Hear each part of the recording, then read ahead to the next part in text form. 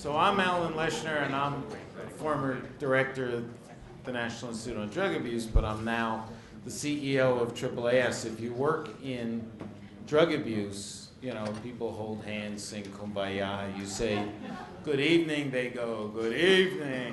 They do the wave, right, okay? So this is going to be a terrific and very interactive meeting.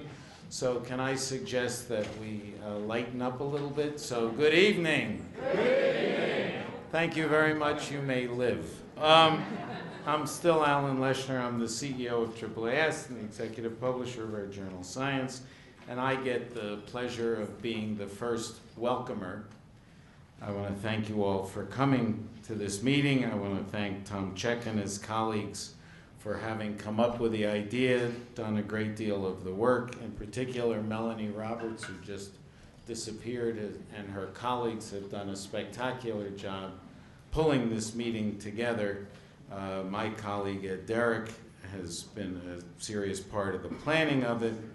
And this is one of those meetings that could be a nice, interesting, and provocative conversation and nothing else. On the other hand, it could be extremely productive, and I'm hoping for the latter, and which way it goes is up to you, not me. So the issue of multidisciplinarity or interdisciplinarity has been around at least for the 40 years that I have been in science. I know I'm much younger looking than that, but thank you.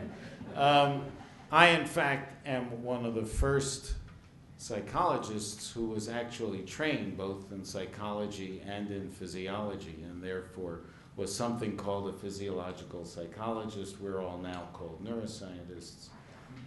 But the notion of interdisciplinary science has been around for a very long time. And as the scientific enterprise has evolved, and as the questions we're asking and the complexity of the questions we're asking has increased, in fact, the need for interdisciplinary approaches has increased tremendously. The problem, frankly, is although we've been discussing it for 40 years, collectively, we never seem to get it right. Throughout this meeting, we will hear many examples where it has been done right, but collectively, as an enterprise, we seem to have a lot of trouble moving to a mode that fully accepts, rewards, and embraces the notion that although some questions do best when they have a disciplinary approach, many of the most interesting and complex questions can only be answered through inter or multidisciplinary attacks on the problem. More communication has made it easier. Many institutions have built special infrastructures, centers, in order to facilitate interdisciplinary work. But the traditional structure, not only of academic institutions, but funding institutions as well, actually bias against interdisciplinary kinds of work. Now, we at AAAS, who by definition are multidiscipline, we define multidiscipline actually, being one of the only truly multidisciplinary scientific societies in the world, worry this issue a great deal, but candidly, we have not made a whole lot more progress than anyone else. But at this meeting, there are an array of people who have been very successful at it, and we will hear over the next day and a quarter many examples of successes, and hopefully we will collectively distill some nuggets that will in fact be usable by others and more broadly. So what I would hope as an outcome of this meeting is that A, we of course have an interesting and provocative discussion, and there will be, I promise, plenty of opportunities to whine about the barriers to interdisciplinarity. But I would hope that by the end, we have come up with some distilled principles that might be used on a broader scale to, in fact, move forward in some more significant way than we've been able to do in the past. Many people are working against the inertia that they developed when they went through their own training, or they're working through the inertia in their departments, the discipline-bound reinforcement systems that we all know about, the fact that although government funding agencies laud interdisciplinarity, many of the review committees, the study sections, are organized along disciplinary lines and therefore are biased against interdisciplinarity. But there has to be a way to systematically move this issue forward. And if we could come up with, by the end of tomorrow, a series of distilled lessons learned, principles, action steps that could be taken by the academic community, by the government funders, by the nonprofit funders, by the people who are evaluating young scientists, by the people who are training young scientists. If we can think together and collectively about ways to do that, I think we would make tremendous progress. The organization of the meeting, I think, and I didn't do it so I can admire it, has been done in a very clever way.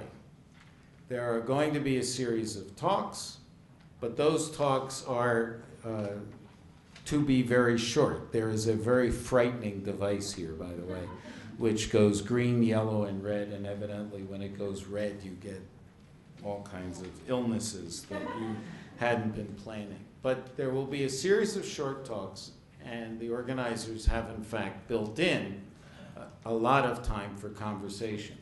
We also are going to use a communication method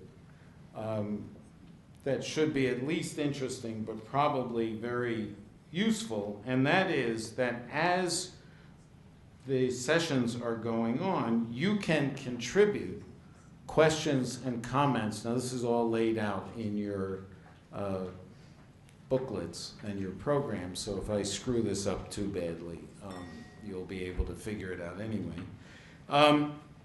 If you go to the website, www.todaysmeet.com/FIRE Symposium, got it?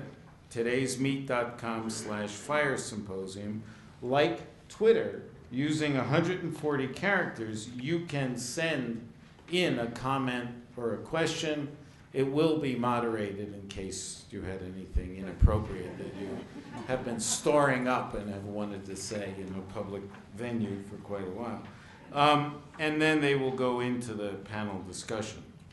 If you have a wireless device, you can use it, or if you're afraid of wireless devices, there will be note cards, and you can write it, but we will require you stay to 140 characters. Finally, if you want to enter a comment or a note for the symposium record, you can email it to firesymposium@colorado.edu.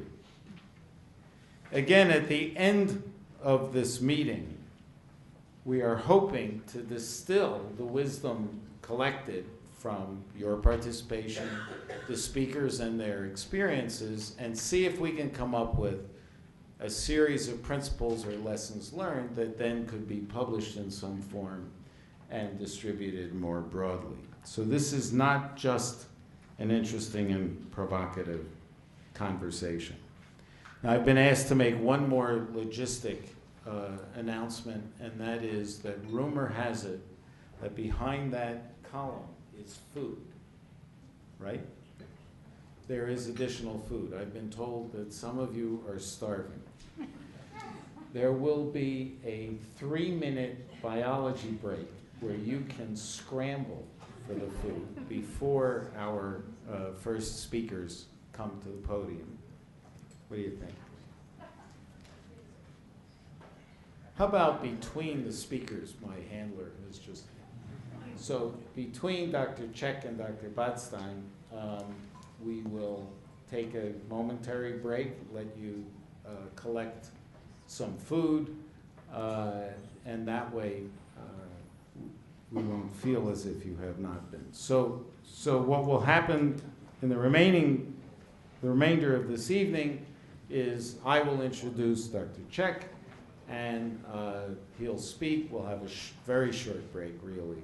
And then Dr. Botstein, and we won't be taking questions to them, and then we'll turn to the first panel of the session. So does all of this make sense? I would ask that if you have a wireless device, obviously please shut off the ringer or anything else that makes annoying sounds to other people. And please do see this as an interactive event, because otherwise it could turn out to be just one more conversation. Let's move it ahead. If we haven't, shame on us. Thank you. So with that, let me introduce Tom Cech.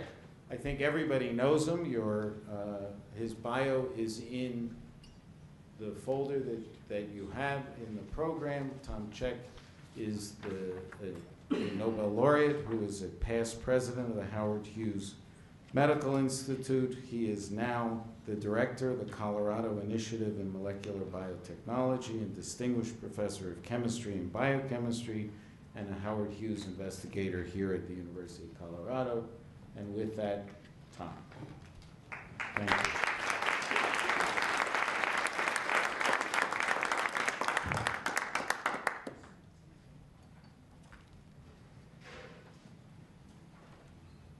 Thank you, Alan.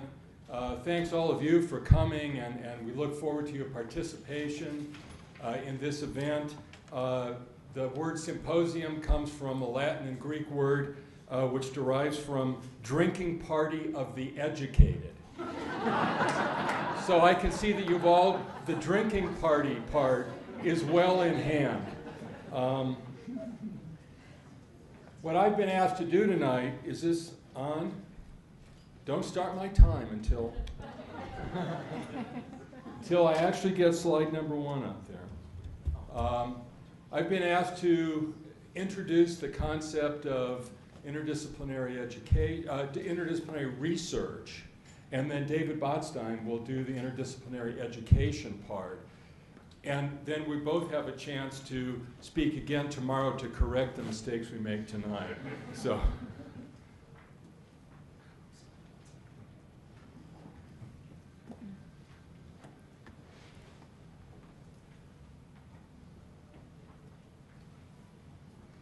I thought I'd start out with a little bit of science, because it seems rather shallow to collect a bunch of scientists together and talk only about the process of doing science and not talk about why we would even want interdisciplinarity in our research.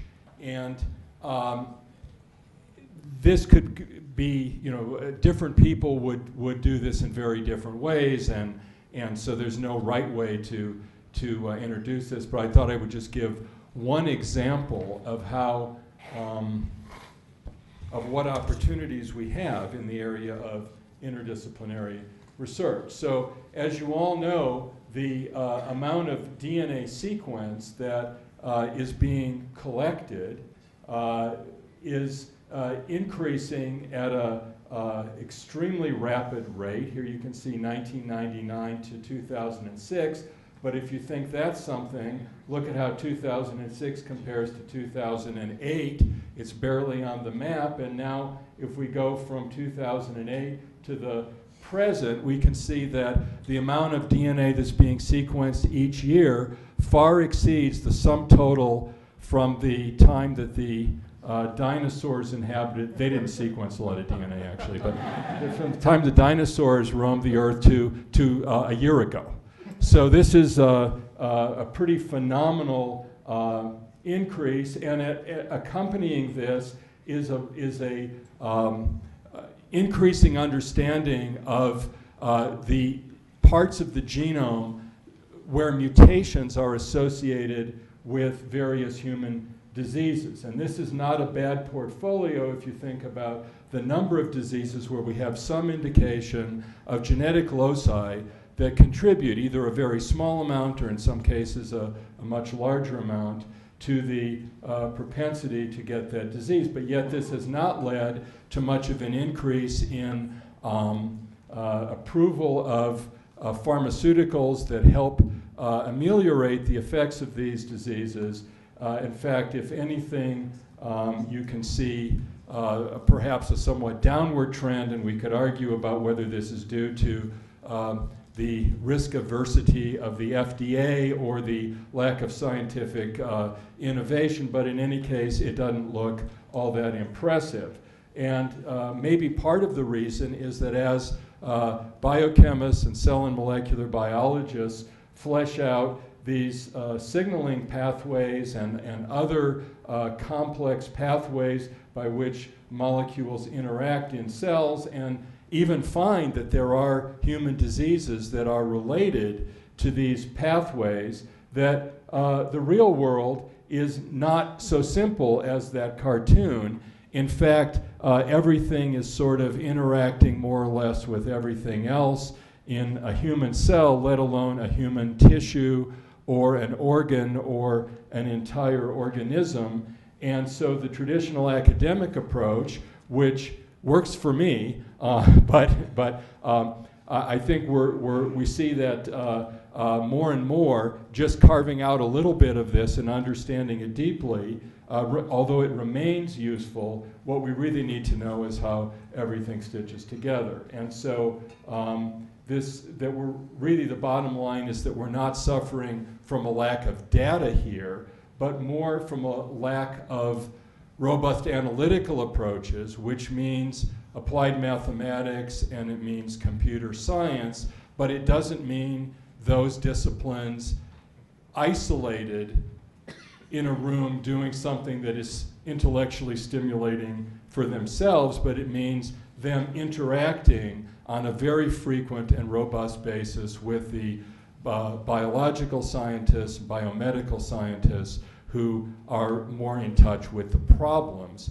that need to be solved. And so why isn't this, given this obvious need for interdisciplinary science, why isn't it easy for universities to rise to this challenge? And there are a number of reasons, a few of which are mentioned here, that the tenure system discourages collaboration. Many of our promotion and tenure committees at our great American research universities want to see that an assistant professor has made their own mark, an independent mark in the scientific community. And if you're middle author on a lot of papers, sometimes people don't bother to ask, well, how important was your contribution? They just sort of cross those off of your record of achievement.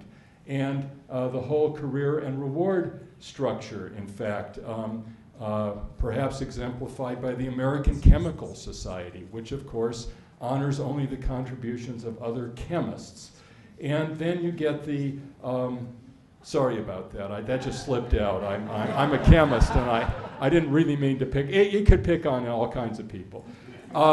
Another difficulty at the university is that the different disciplines are separated. Here in Colorado, our engineers, which include the computer science department, are in a different college, which is a bit of a walk from those of us who are in chemistry or biology, but the medical school is 45 minutes away in Denver. So that physical separation certainly doesn't help. And university rules often give students credit for only participating in things that count towards their degree. If they want to branch out, and many of them do, and become more interdisciplinary, it's not allowed. Or they can do it, but they don't get credit for it, perhaps. So it slows their time to degree. So when I was at the Howard Hughes Medical Institute, and I'm glad that Bob Teachin was able to join us today, because now he sits in that chair, and we'll be interested to hear what he says. But he and I talked about this beforehand, and he said it was okay if I talked about something that Hughes has done, which is the Janelia Farm Research Campus, to support interdisciplinary research, and in a way to sort of avoid all of these university problems by not having to start with the university. So, for example, you can't read the punchline here probably, but interdisciplinary research in universities is often sort of a comment. The punchline there says, I understand that the provost ordered us to connect these. So that's one way, you could sort of keep your silos, your disciplinary silos, and just build a few bridges between them. Another way of thinking about this is here. Maybe this is not such a great solution either, to keep everybody in their silos, but just move them close together. But maybe what we need is some really fresh thinking about how to do interdisciplinary research. Well, of course, HHMI had the advantage of not being a degree granting institution or having those responsibilities, and so could start from scratch to build a home for interdisciplinary research where biologists could work shoulder to shoulder with chemists, physicists, and computer scientists. And since there were no walls, departmental walls pre-existing, you didn't have to build them. And so you don't have separate departments, you have just a single entity. And of course, that's a little too broad. It's hard to attract great people for something as ill-defined as just interdisciplinary research. So after a series of workshops run by Jerry Rubin, it was decided that an interesting focal point, an important focal point would be in the neuroscience area, but not just neurosciences in general, but the neuroscience of healthy cognitive individuals, mapping the neural networks that are involved in complex behavior, because this is different from the federal government, which is more emphasizing understanding neurodegenerative diseases, which is also important, but perhaps could be argued doesn't really help us understand how the normal brain works.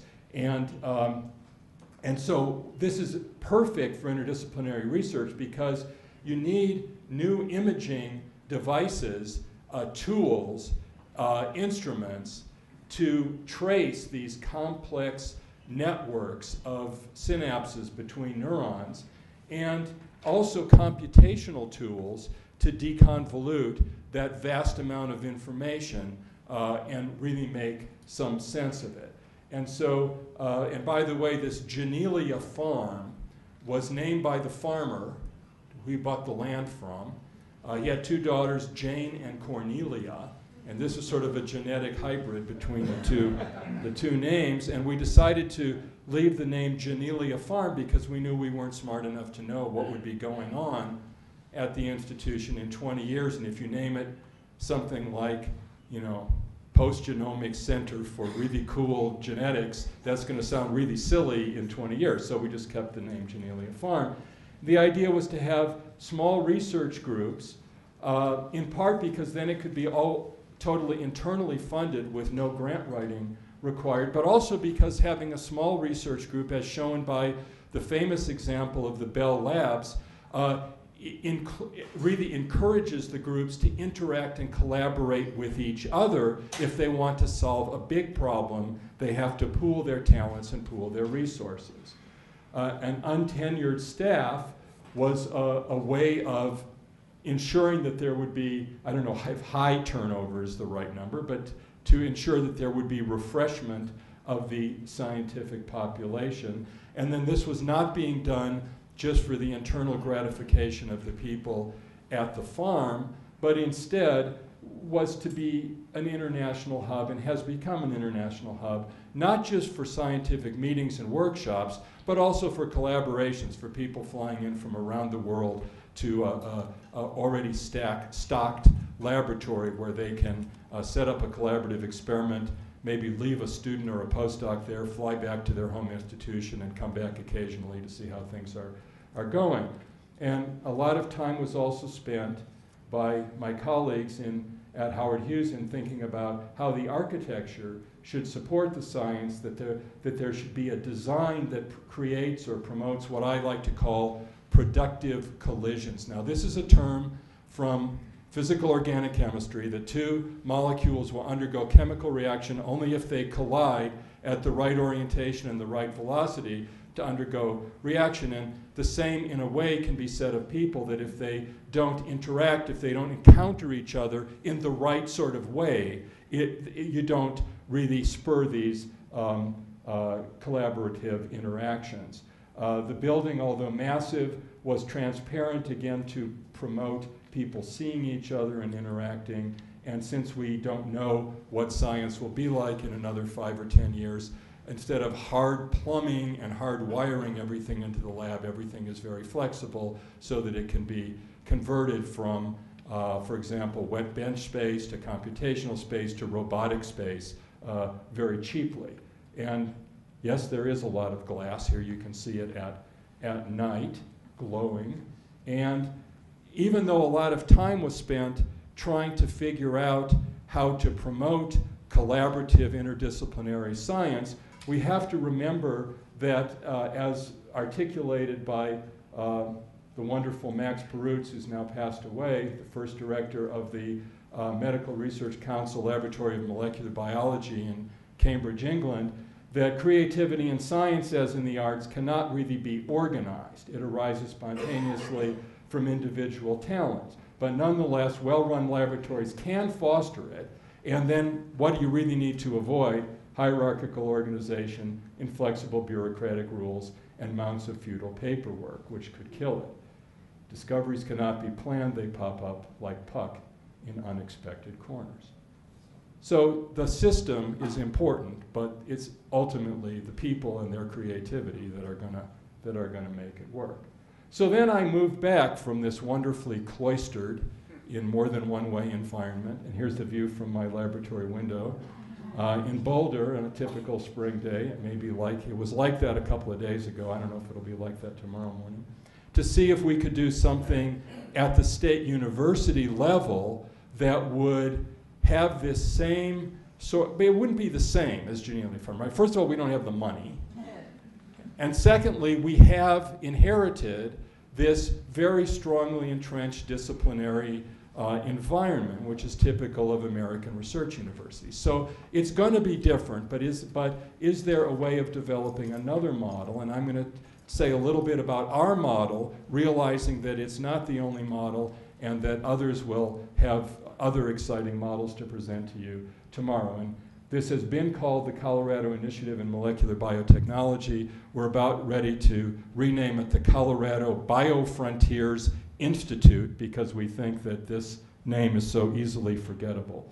But what we've done is to integrate the research of 8 or 9 different departments, which are really quite disparate, right? These are from applied math to integrative physiology, to computer science, chemical and biological engineering. So this is a pretty bold interconnection, and we have a special way of hiring our junior faculty, and that is that an area of broad interest is identified. And it was really Leslie Leinwand, my partner in crime here, who came up with this while I was in Washington. So I take no credit for this, but I think it's pretty cool. And that is to identify a broad area of interest and then have such as chemical biology or computational biology or regenerative medicine, and then have a search committee that searches for talented faculty without a departmental affiliation pre-assumed. And then when the people come in, they have to impress both the people in their discipline and the people in other disciplines, that they would be a fun and exciting and productive colleague to have around. And then after the person gets the offer, they can choose their primary department, but they already have connections and support and probably even are planning collaborations with people from across campus, and then they in turn serve as bridges to bridge the faculty who are not in our program, because we're only going to have 20 dedicated faculty within our program, but they serve as bridges to connect the whole campus. And so I think I just said this, and so I don't need to say, but there it is in words, what I just said. Okay, and so just a couple of examples.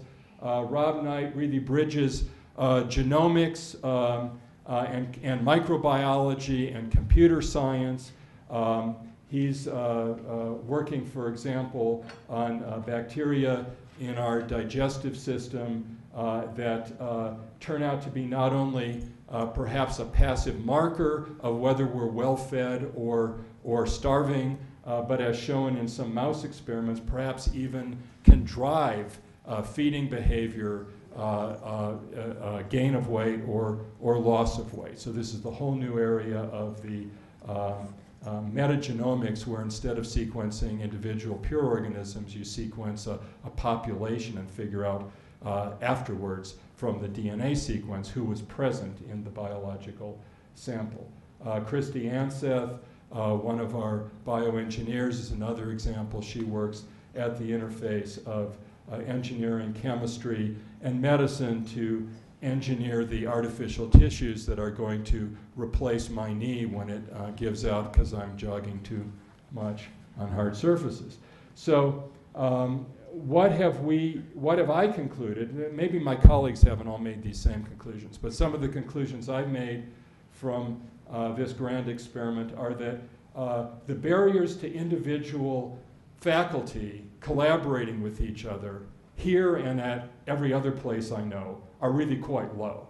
I mean, it's faculty like to talk to each other and they find that they can help each other, and so they set up a collaboration. But as soon as you want to set up a program that either grants a degree or hires faculty or grants promotion with tenure, then you end up with a number of challenges, which Alan already said we were going to whine about.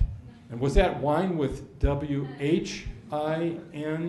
Oh, not just the W-I-N, okay. That some of these challenges, of course, are that the departments have different, really intrinsic values about what they think is great research. We found that perhaps more between engineering and arts and sciences than within a college. That they have different teaching loads, which they aren't really resentful about until you bring them together in the same program, and now all of a sudden it's a huge problem. They even have different salary scales. Their students probably have different stipend levels, and the graduate student requirements vary from department to department, and now all of a sudden you're going to try to do something that bridges a bunch of disparate units that have entrenched rules and policies. And the last point is that I think that institutional leadership is really critical, because it's really difficult to just negotiate yourself out of all of these issues one department at a time. And so I've gotten into a sort of a human genetics project recently, and I've learned the word de-identify. So this is where you take where the patients cannot be traced back to who they really are because all of their personal information has been removed. So these quotations are actually from my colleagues, but they've been de-identified to avoid embarrassment. And I really don't want to make fun of them, because I think they're really symbolic of the sort of issues that we just really have to deal with. And these, you can, in all cases, you can understand where these people are coming from, but you can also understand why this attitude is an inhibitory force to interdisciplinary education. So, we can't support person X for promotion with tenure. He's middle author on most of his papers. The university does not allow grad students to apply directly to an interdisciplinary program, only to departments. Our department isn't interested in providing financial support because we could end up putting in more than we get out in this program. Tuition in our college is higher than in yours, so there's no way for students in your college to take our courses for credit. Well, of course, unless you're willing to come up with the difference. Our college defines a graduate course as having more than 40 students, so we couldn't give our faculty credit for teaching in your course. It's only going to have 20 students.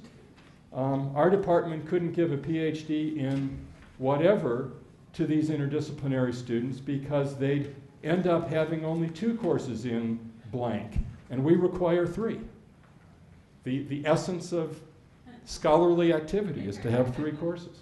So my personal view is that it's not the students really who are the inhibitors at all, not the faculty who are collaborating. Sometimes it's the other faculty who aren't collaborating that are the inhibitors. Often it's the departments, it's the higher order structure, and the solution has to lie with university leadership. And Of course, part of the challenge is that we don't even speak a common language. I don't know, you know, the reporter says, can you explain in layman's terms what your great idea is? And the faculty member says, sure, it's k, you know, minus 4 pi squared over 7 squared root, you know. And so we really need to learn to speak the same language before we can really engage in this interdisciplinary research. And tomorrow I'll be talking about one possible way of doing this through an interdisciplinary quantitative biology program that we're just starting here at CU, and my red light is blinking, so it's time for your 3-minute bio break, and I will introduce David Botstein when you get back. Thank you.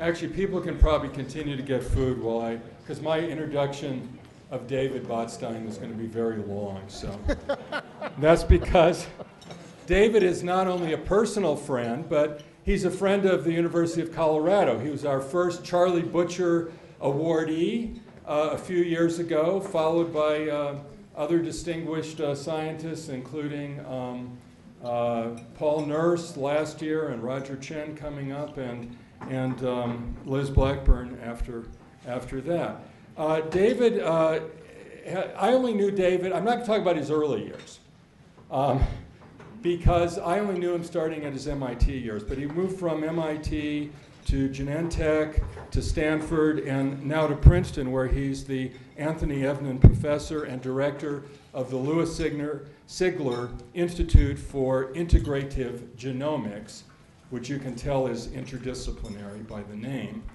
And David's really a legend in genetics. In yeast genetics, where he got his start and still makes a lot of his research, but he moved from that to really predicting and designing how one could map human genes associated with disease, how one could use transcription profiles to subtype different kinds of human cancer, just to give two really important examples. But you know, although he's a legend in the genetics field, he's not a guy who takes a lot of credit for these things. He's very collaborative, and so a lot of people outside of genetics really just know him as this gregarious, articulate, smart guy, and don't realize what seminal contributions he's made. But he's equally a legend in science education, and we're going to hear about that now. David? Join me in welcoming David Botstein.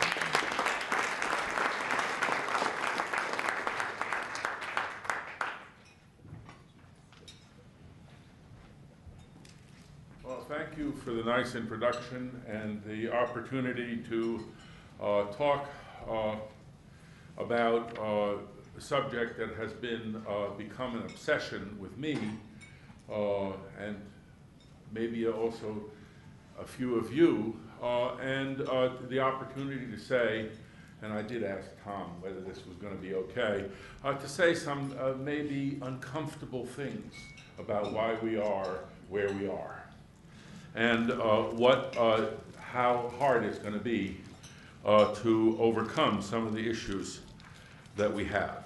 And Tom, I think, very clearly laid out that science is changing at an increasing rate.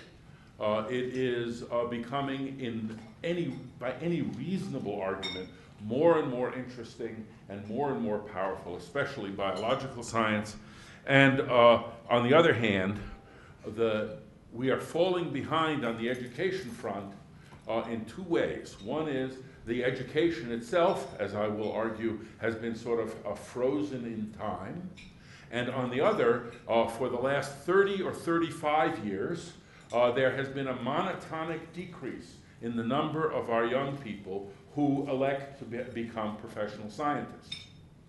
And the reasons for this decline, which is actually a decline that has worried the scientific leadership of this country for many years, there is, what would you say, Tom, every 3 years or so, there is some book that is published by the National Academy of Sciences in which they bemoan wine in Allen's about the increasingly decrepit state of education in sciences generally and biology in particular.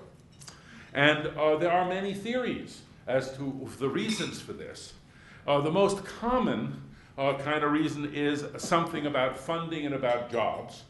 And I think that that is extremely easy to disprove.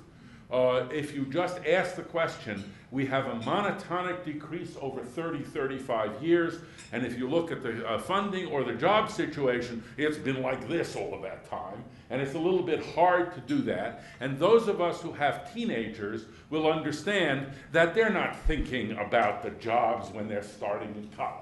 Okay? This is not a reasonable hypothesis by any measure. The second culprit is the high school and the high school teacher. And I think that that is just as, and in fact, the National Academy of Sciences has become obsessed with K-12 education.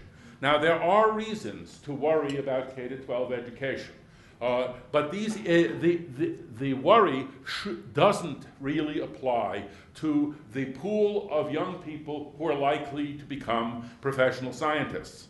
I'll give you just one statistic, which we all know, that when around 1960, which is when I started college, and I went to an obscure university on the East Coast, which begins with H, and in my class, there were less than 10% of the students who knew any calculus.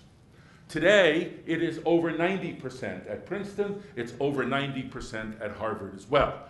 Okay, and where did they learn this calculus? They didn't learn it on the street. They didn't learn it over the internet. They didn't learn it from MTV, and they certainly didn't learn it from their parents. They learned it from the high school teachers, which we're blaming for their loss of interest in science as a career. Okay? I think this is dismissible on its face. So, where is the problem? Well, I'm sad to say the problem is us. And who do I mean by us? I mean the professional scientists.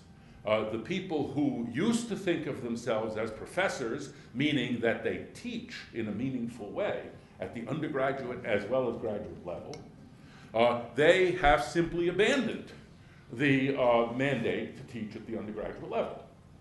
There are outliers. Teach is going to tell you how at Berkeley they still teach, and it's true, they still teach. And there are other places where we still teach, and at Princeton we still teach. We have other problems than the simple decision not to teach. But it remains that most of the leading scientists of our day, the HHMI investigators, the future Nobel Prize winners, and so on, they have all made some kind of bargain with the system whereby they don't teach.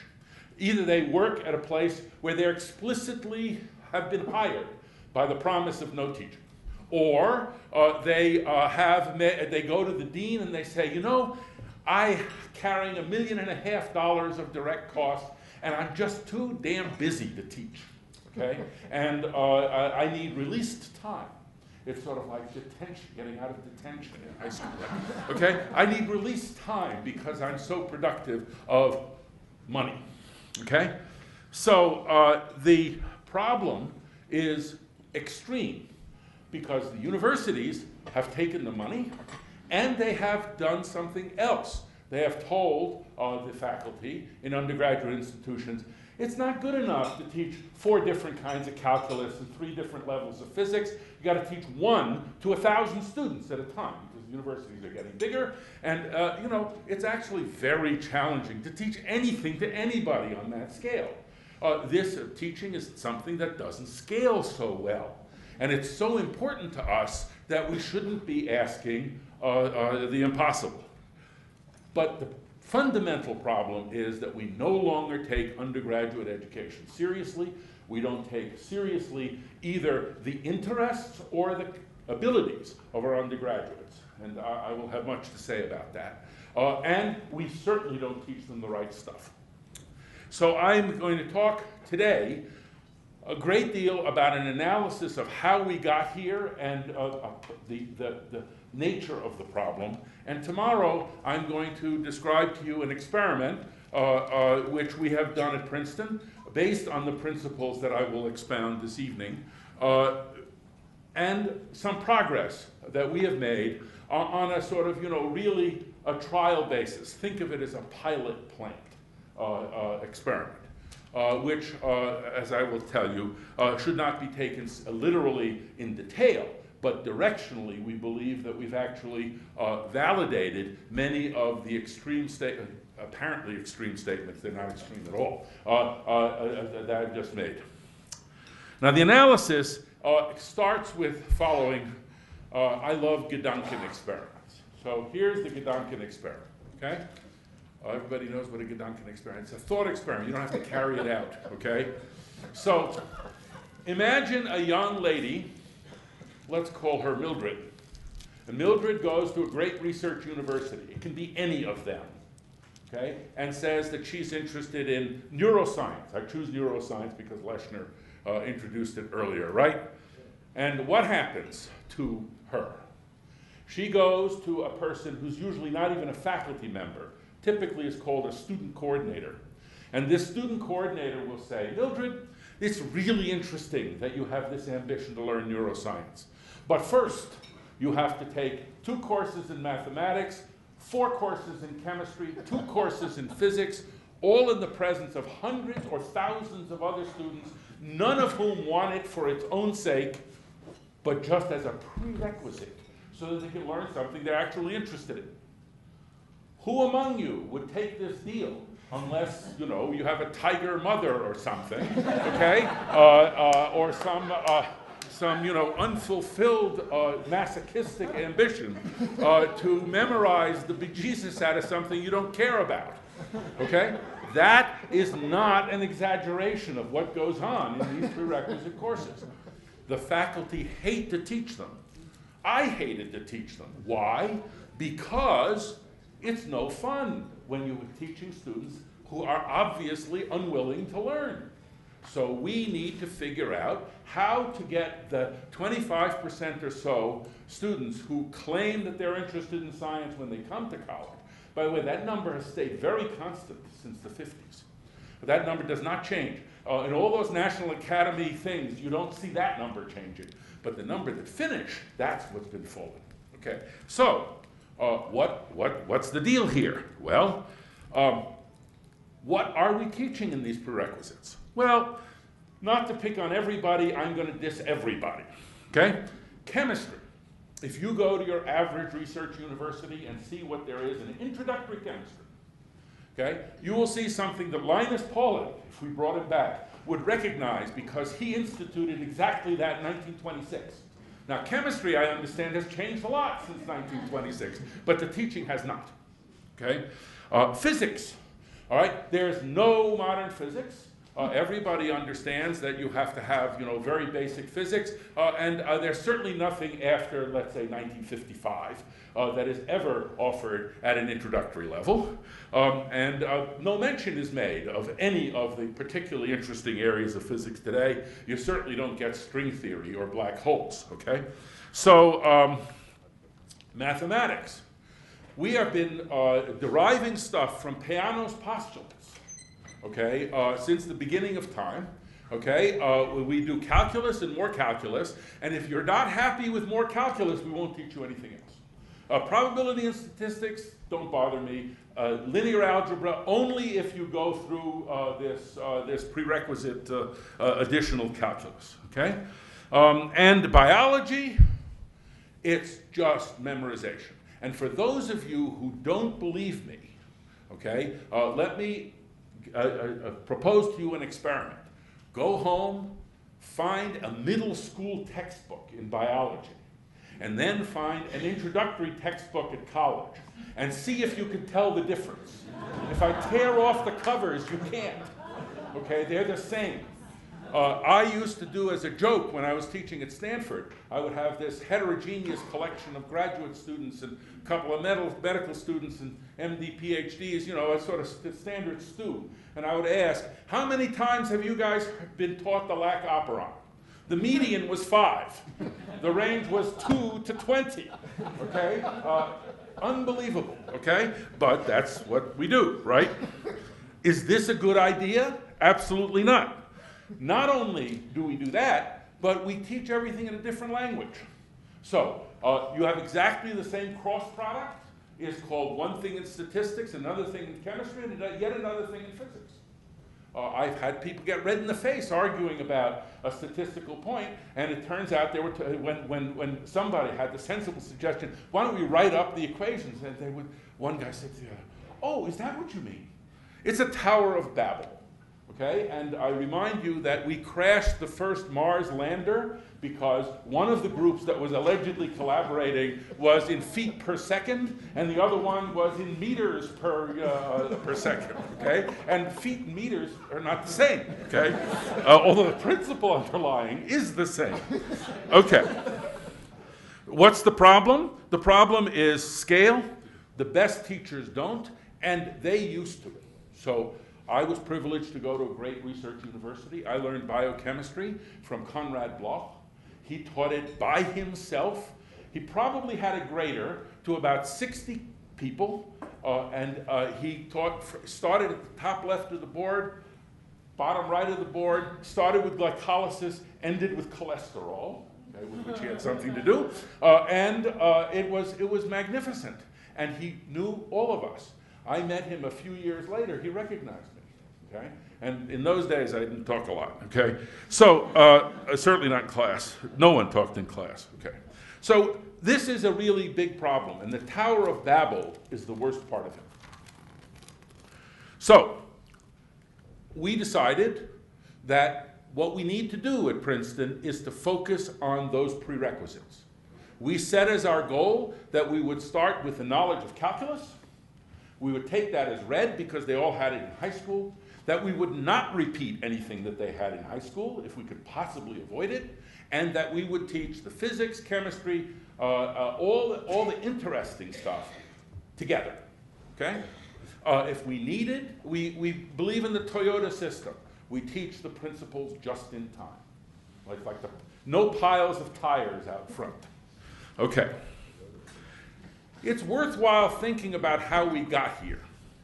And briefly, how we got here has to do with the two cultures of science. Somewhere around 1960 or 65, it was decided that we would not require so much math and physics and chemistry of biologists.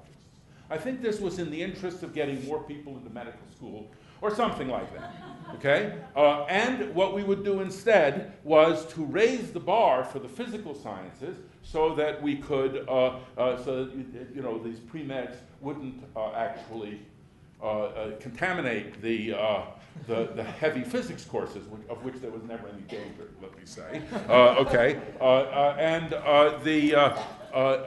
There became a bifurcation in the science, which Bill Bialik and I actually documented, I think, reasonably well in the obscure journal Science at the time that we were figuring out what to do here. That's one part. The loss of the teaching of the best scientists is by far the worst part.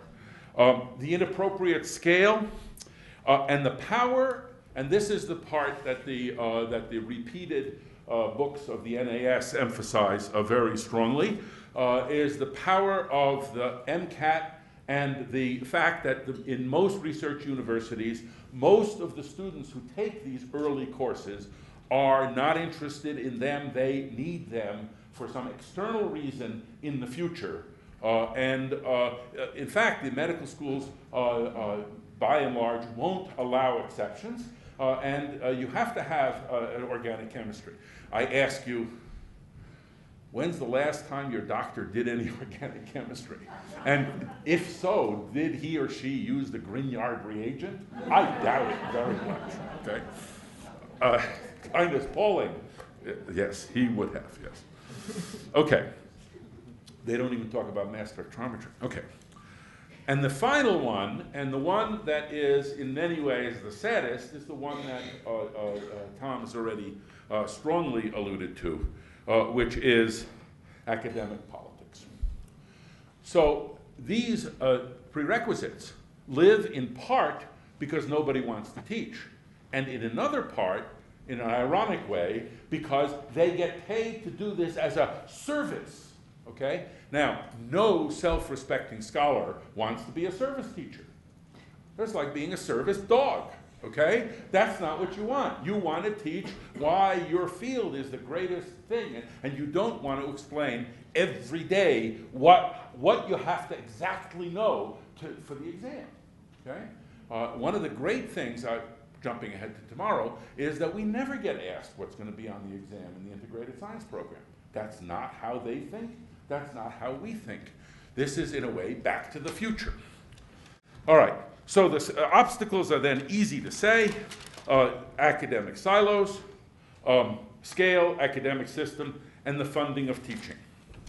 All right, so I'll give you a quick outline of the Princeton model. We have an institution in which has a dual mandate. The dual mandate is to teach and do research at the interface of biology and the other more quantitative sciences. We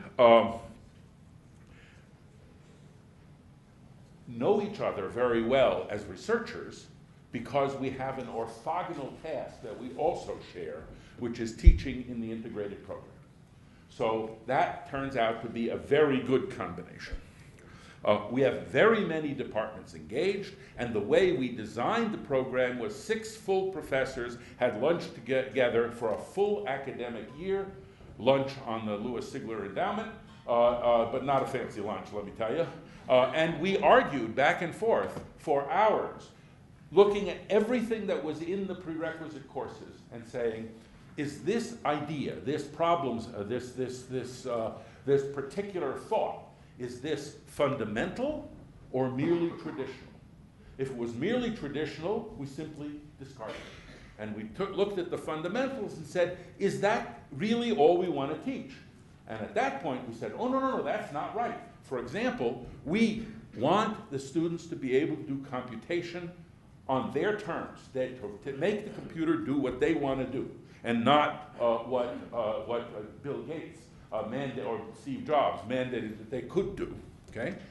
That's one thing. Another thing was that we would choose a different subset of basic ideas in physics than the high-level physicists at Princeton do, and we had a couple of physicists in this group, and so they spoke with real knowledge, and so we decided that we would spend much less time on things like angular momentum and much more time on the Boltzmann constant and distributions and energy and thermodynamics, done right, entropy and things of that sort. And we wanted to include information science and of course genetics and genomics, and that's basically what we did. So. The way it works, and this is, I think, an important point for the Colorado folks, the way it works is that we have an endowment of the Institute, and we pay nominally for half the salary of the joint appointments. Everybody has an appointment in some disciplinary department, that's the bridge, but half of their teaching is owed to us, and half of their teaching is owed to the department. And people who are not willing to do that don't get hired. And the people who are hired have signed up. And in the same way, the students are self-selected. We never tell a student they can't do it. We will sometimes quite strenuously argue that no calculus is actually a bar, and weak in math is probably not a good idea, but all the students sign up for it, and now that we've been going 7 years, it has the reputation of being the hardest thing you could possibly do as a freshman at Princeton, and we are satisfied with that model. We think that's a good thing, and so do they. So I will stop there, maybe say one word about graduate education. I think the task that you've set for yourselves is more difficult than the one that we did. That the hanging fruit is the freshmen and sophomores, teaching them the languages of all the sciences before they get differentiated into silos. We also have now started a graduate program. We've had actually more difficulty with that than we had with the undergraduates, we're feeling our way. We have some ideas about what kind of courses work and what kind of things don't, and the thing that works the best for us is boot camps, which we learned from UCSF, and that works well. But it's like learning a language. If you start with a kid and you move him from one culture to another, and you do this before the age of about 10, the resulting adult speaks the second language like a native. An expert can maybe tell the difference. But if you wait till after 10 or so, then they come out sounding like Arnold Schwarzenegger. Okay? The English is right. Okay? The content is absolutely clear, but it's not native English. And with that, I will stop. Thank you.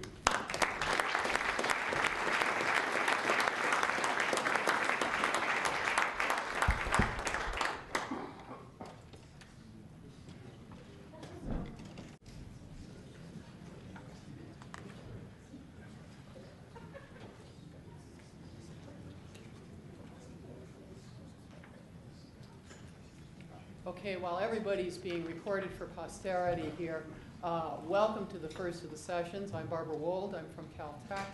At Caltech, I direct the Beckman Institute, whose mission is a principally research-level mission and therefore a graduate and postdoctoral mission in interdisciplinary research, mainly at the boundaries of biology and chemistry. And so that, I think, is why I am here. About the important matters of the sociology of this business, which clearly from the first two talks we all know is some large fraction of the problem, very large fraction of the problem. I experience it, I observe it, I don't know how to measure it. I'm very interested that Ed Hackett is going to tell us things about how to measure it because, among other things, NIH and NSF keep telling me that I must learn how to measure it. And so I plan to go to school on the first talk and those thereafter. And since we're running a bit behind, I'm going to turn it over to him and say that I am personally proud because he comes from what was my undergraduate alma mater, where many, many years ago we already had very, very big classes. Go for it. Thanks for the very generous introduction, and I didn't realize we had that connection. And thanks also to Melanie and Ed and Alan and Tom for arranging this. So it's a wonderful event, and I'm very pleased to be here speaking with you. My title is not up on the screen yet, although it's in front of me. And I've got a red light flashing, which tells me I'm through. So I guess I missed it. That settles it there.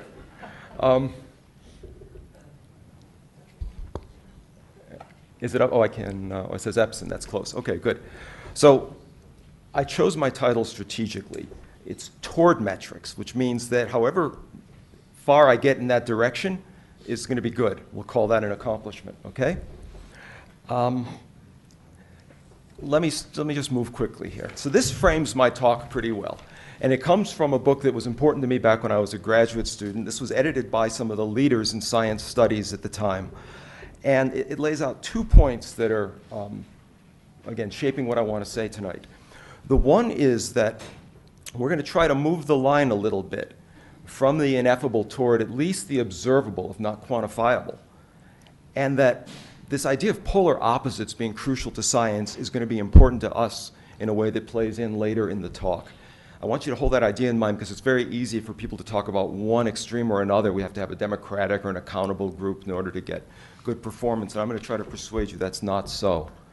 For the pyrophiliacs in the room, I present this slide. What I'm going to do in this talk is lay out some ideas that are markers in your thinking about metrics, and then I'm going to move towards some examples of metrics. And one of the ideas I want to put before you in a memorable way is that the integration of interdisciplinary ideas is a process. It leads to products, just as we often talk about fire as a thing, as a product. But fire, remember, is combustion. It's a process.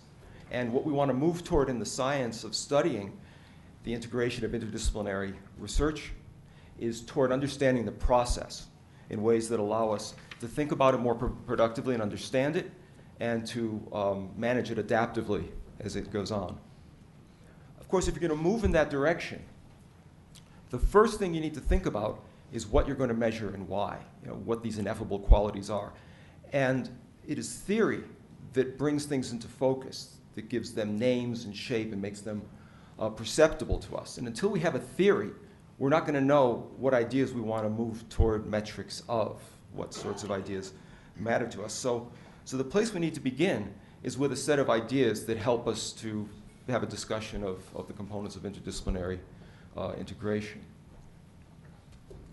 The idea I'd like to put before us kind of at the center tonight is this idea of synthesis. Defined here, you can read. So what we're aiming for when we arrange interdisciplinary collaborations is not the co-location of experts or the concatenation of the fruits of their disciplines. We're looking for something larger and deeper and much more difficult.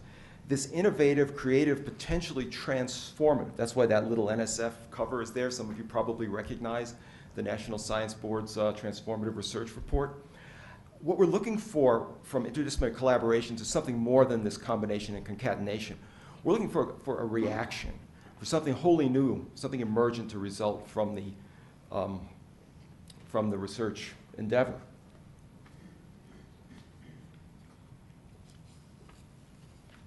And I would also suggest, just a quick aside, the chances of getting there with innovative designs for organizing research are probably greater than the chances for getting there by picking winning proposals from individual investigators. In fact, that's ongoing now. This is a small sample of existing integrative interdisciplinary centers. You'll recognize some of the logos, and international centers are not there yet. NCES isn't there. The new $30 million NSF Environmental Synthesis Center, yet to be awarded, is not there. The Department of Energy is supporting a half dozen research hubs that'll be funded at the scale of $120 million apiece.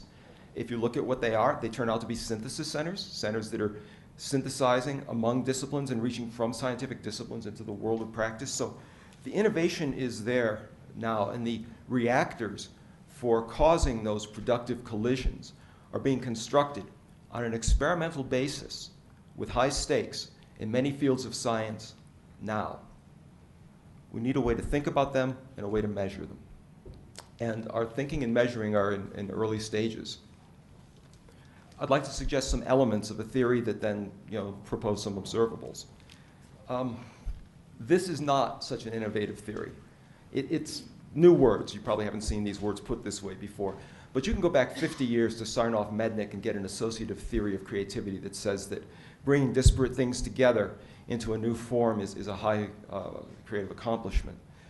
Others have talked about this as the blend of depth and diversity and integration instead of intensity. So I'm tinkering with language, and these are broad categories that stand for lots of ideas, because this is like a 30,000-foot synthesis.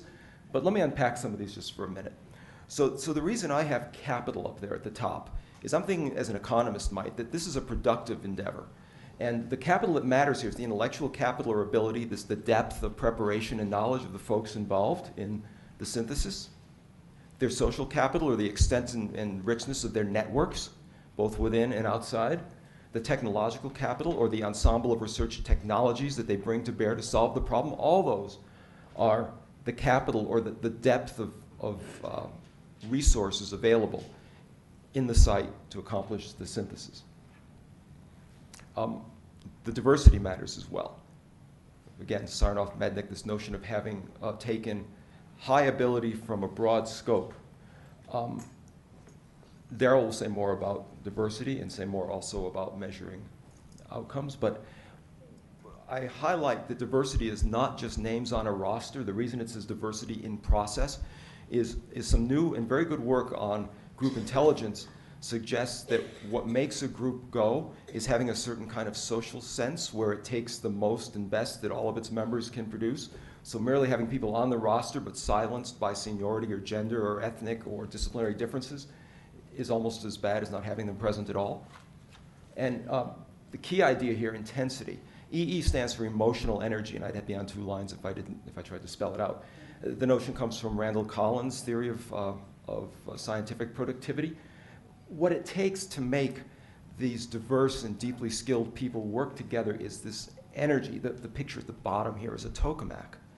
So I mean fusion in almost that literal sense, where you're going to use energy to bring the appropriate elements together in the right context to produce something new elements, and to release new energy and more energy. And I add to that as well this idea that you would like the process to be self-igniting and self-sustaining. It takes energy to begin it, but you want it to continue itself. So we're moving toward having a framework of ideas that help us think about what we're trying to accomplish and what the group process would be that we would look at. I'd like to put one more sort of orthogonal set of ideas before you. As you think about metrics, and you need to think about things to measure, I'd like you to recognize this as well. And Thomas Kuhn, you probably remember, was a physicist, historian, philosopher. You're less probably familiar with Peltz and Andrews. They're organizational psychologists, sociologists, and management folks from Michigan. But each was aware that the culture of science is a culture of contradiction. So it's a culture in which it would probably not be wise to say that either democracy or autocracy always works, or either autonomy or accountability always works. But rather, what we find, and again, I'm from 30,000 feet summarizing decades of work, is that it's a culture characterized by a variety of values that are in tension. And productive groups oscillate between the poles of these values. They don't stay at one position or another. Let me move quickly to get toward something closer to metrics. Let's see, my yellow light means how many minutes? 1? Good. I think I can be okay here. So I've studied synthesis groups and other kinds of scientific groups for a couple of decades now. And there's traditional methods that are used. These are meant to stand for them. You can look at the products in the terms of publications. You can sit in the room or take a tape and look at a transcript. That one in the upper left is a transcript from a working group. I don't expect you to read it. It just stands there as a symbol. You can use surveys and interviews to develop networks and look at the relationships among people that endure. Or you can design an experiment and add metrology to measure interactions. And this bottom right corner comes from the Snowbird charrette, where we brought groups of students together and had them work on innovative problems. And it's, this is metered with audio and video, but where I think the future in this field lies is in metering with sociometric sensors, which are just coming on the scene now. Sandy Pentland at MIT is developing them. And these seem to lie somewhere between finding measure in all things through the right instrument and involving humans in the process of measuring, because they can be used to measure characteristics of episodes of speech, movement, timing, duration, so some sense of involvement, orientation, whether people are looking at one another. And in what I'm calling quadrangulation with other, let me go back up here, with other measures available from observation, from questionnaires, from documents they produce, you can understand more about the dynamics of the group and measure the emotions, the interactions that create the syntheses that are crucial for the creative products that we're hoping to get from interdisciplinary collaborations. Despite all of our best metrology, I think there is no substitute for serendipity. And this picture of parrots is intended to point to a passage in a paper where a serendipitous encounter between two scientists led to a solution to a puzzling problem about the decline in a population of large-bellied parrots in Australia. My red light's flashing, so I apologize for the quick and high-level synthesis, but I hope it gives you something to think about. Thank you.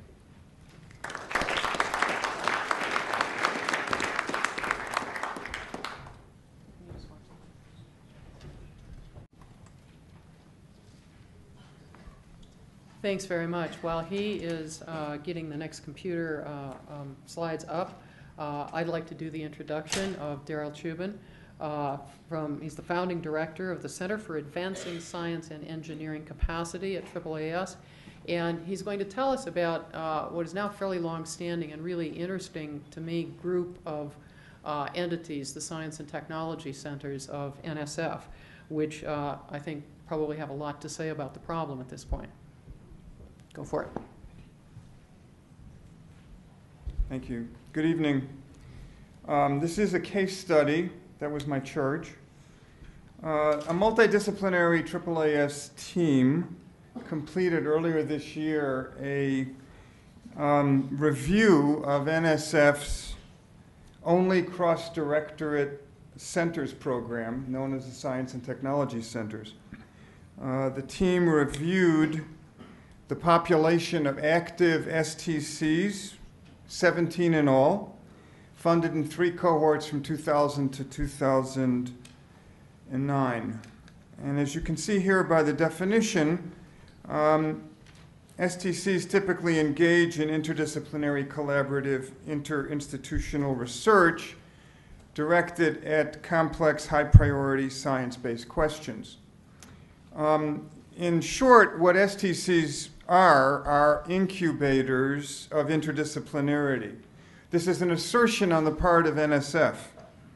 They represent a context for what this conference seeks to explore. So what I'm about to report rapidly is on a few STC activities and outcomes that reflect a mode of doing science.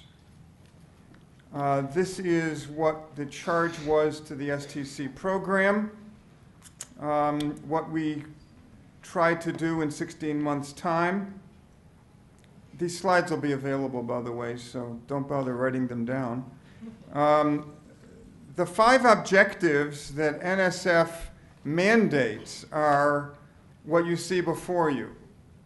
And what I'm going to highlight is the one objective of diversity, the idea here being that diversity should be part of what STCs do. It should not be on the margin or an add-on, but rather should contribute to the synergies of what goes on inside the center. And the question that we were asked to answer was, does the program, not the individual projects, but the program fulfill NSF's expectations?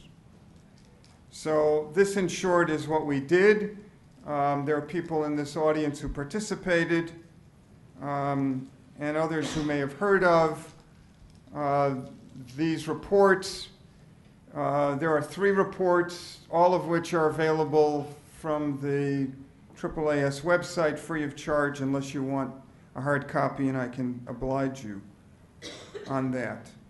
And the team actually did this review with these 5 audiences in mind. So you constitute an audience that we were trying to speak to from the get-go.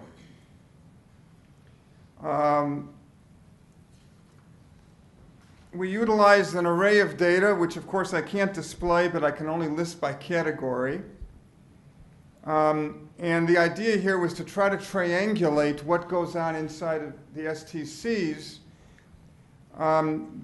using data from NSF and the National Science Board, since they have spoken on this program, from annual reports that come out of the individual centers, from site visits and interviews that the AAAS team conducted, from faculty and student surveys, which we also conducted, and from commission papers, which we tried as really an experiment, asking people who knew the history of the various fields represented across the 17 to tell us what was the state of knowledge at the beginning of that center and what has changed over time, and is there any signal to noise, if you will, in terms of the contribution that the center has made relative to everybody else working in that area. Most importantly, we try to address the question compared to what.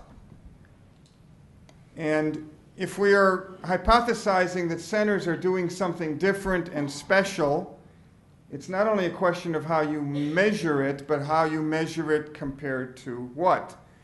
And the 4 things that we tried to do, we succeeded in 3 of them, and the reason we didn't succeed in the final one, the final bullet here, is because we don't have access to those data. And I can elaborate on that in the Q&A. So those of you who know the NSF culture knows that NSF speaks a lot about value added and transformative research. So the question is, do STCs add value? And at the program level, at least if we depended on all of our data sources, including the first-person reports of the participants, indeed they do. Does the STC program, however, contribute more, better, uniquely to the NSF portfolio, which is a more difficult question? Participants would resoundingly told us yes, but in part that's because they're ignorant of the rest of the NSF portfolio. Indeed, is the impact of the STC program transformative? And at least in these 5 ways, we found evidence that the STCs were certainly adding value and maybe even transforming the way the participants think. And what's critical here is really this last bullet. If one thinks of the outcome of research, not only in terms of products, publications, innovations, commercialization, but most importantly, the knowledge and skills that are carried forward by the people who have experienced that kind of context, then the important outcomes here are those embodied by the graduates of those centers. And the problem methodologically, of course, is that we did not have a complete run of those students, and the manifestations of their careers will not really be revealed for quite a while. In education, however, we do know that the STCs are being productive by conventional measures. They're producing new faculty. There were some among our advisory committee who thought that maybe that wasn't such a good thing.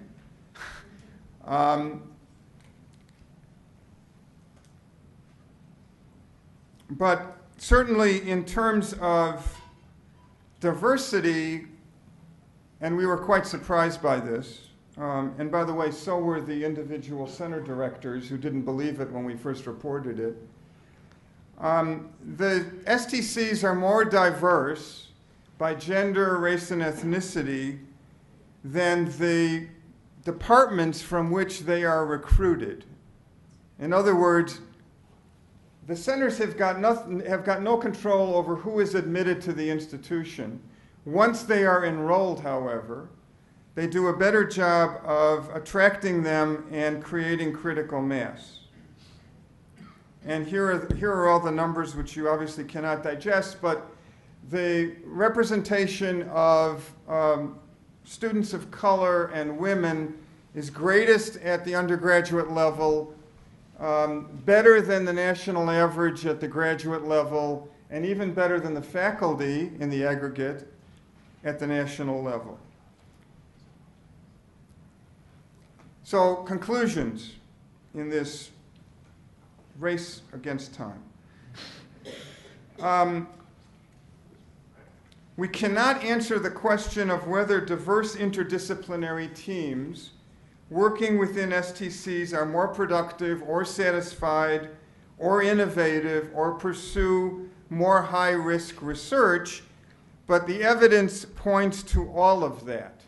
And I would refer you to numbers 2, 3, and 4 on this list.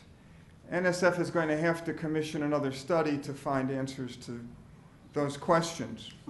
I would laud the STCs as a series of programs over time that have recognized that the demographics of the student population are changing and that something other than conventional disciplinary bound departments is going to be needed in order to attract students to science and engineering careers. And with that, thank you.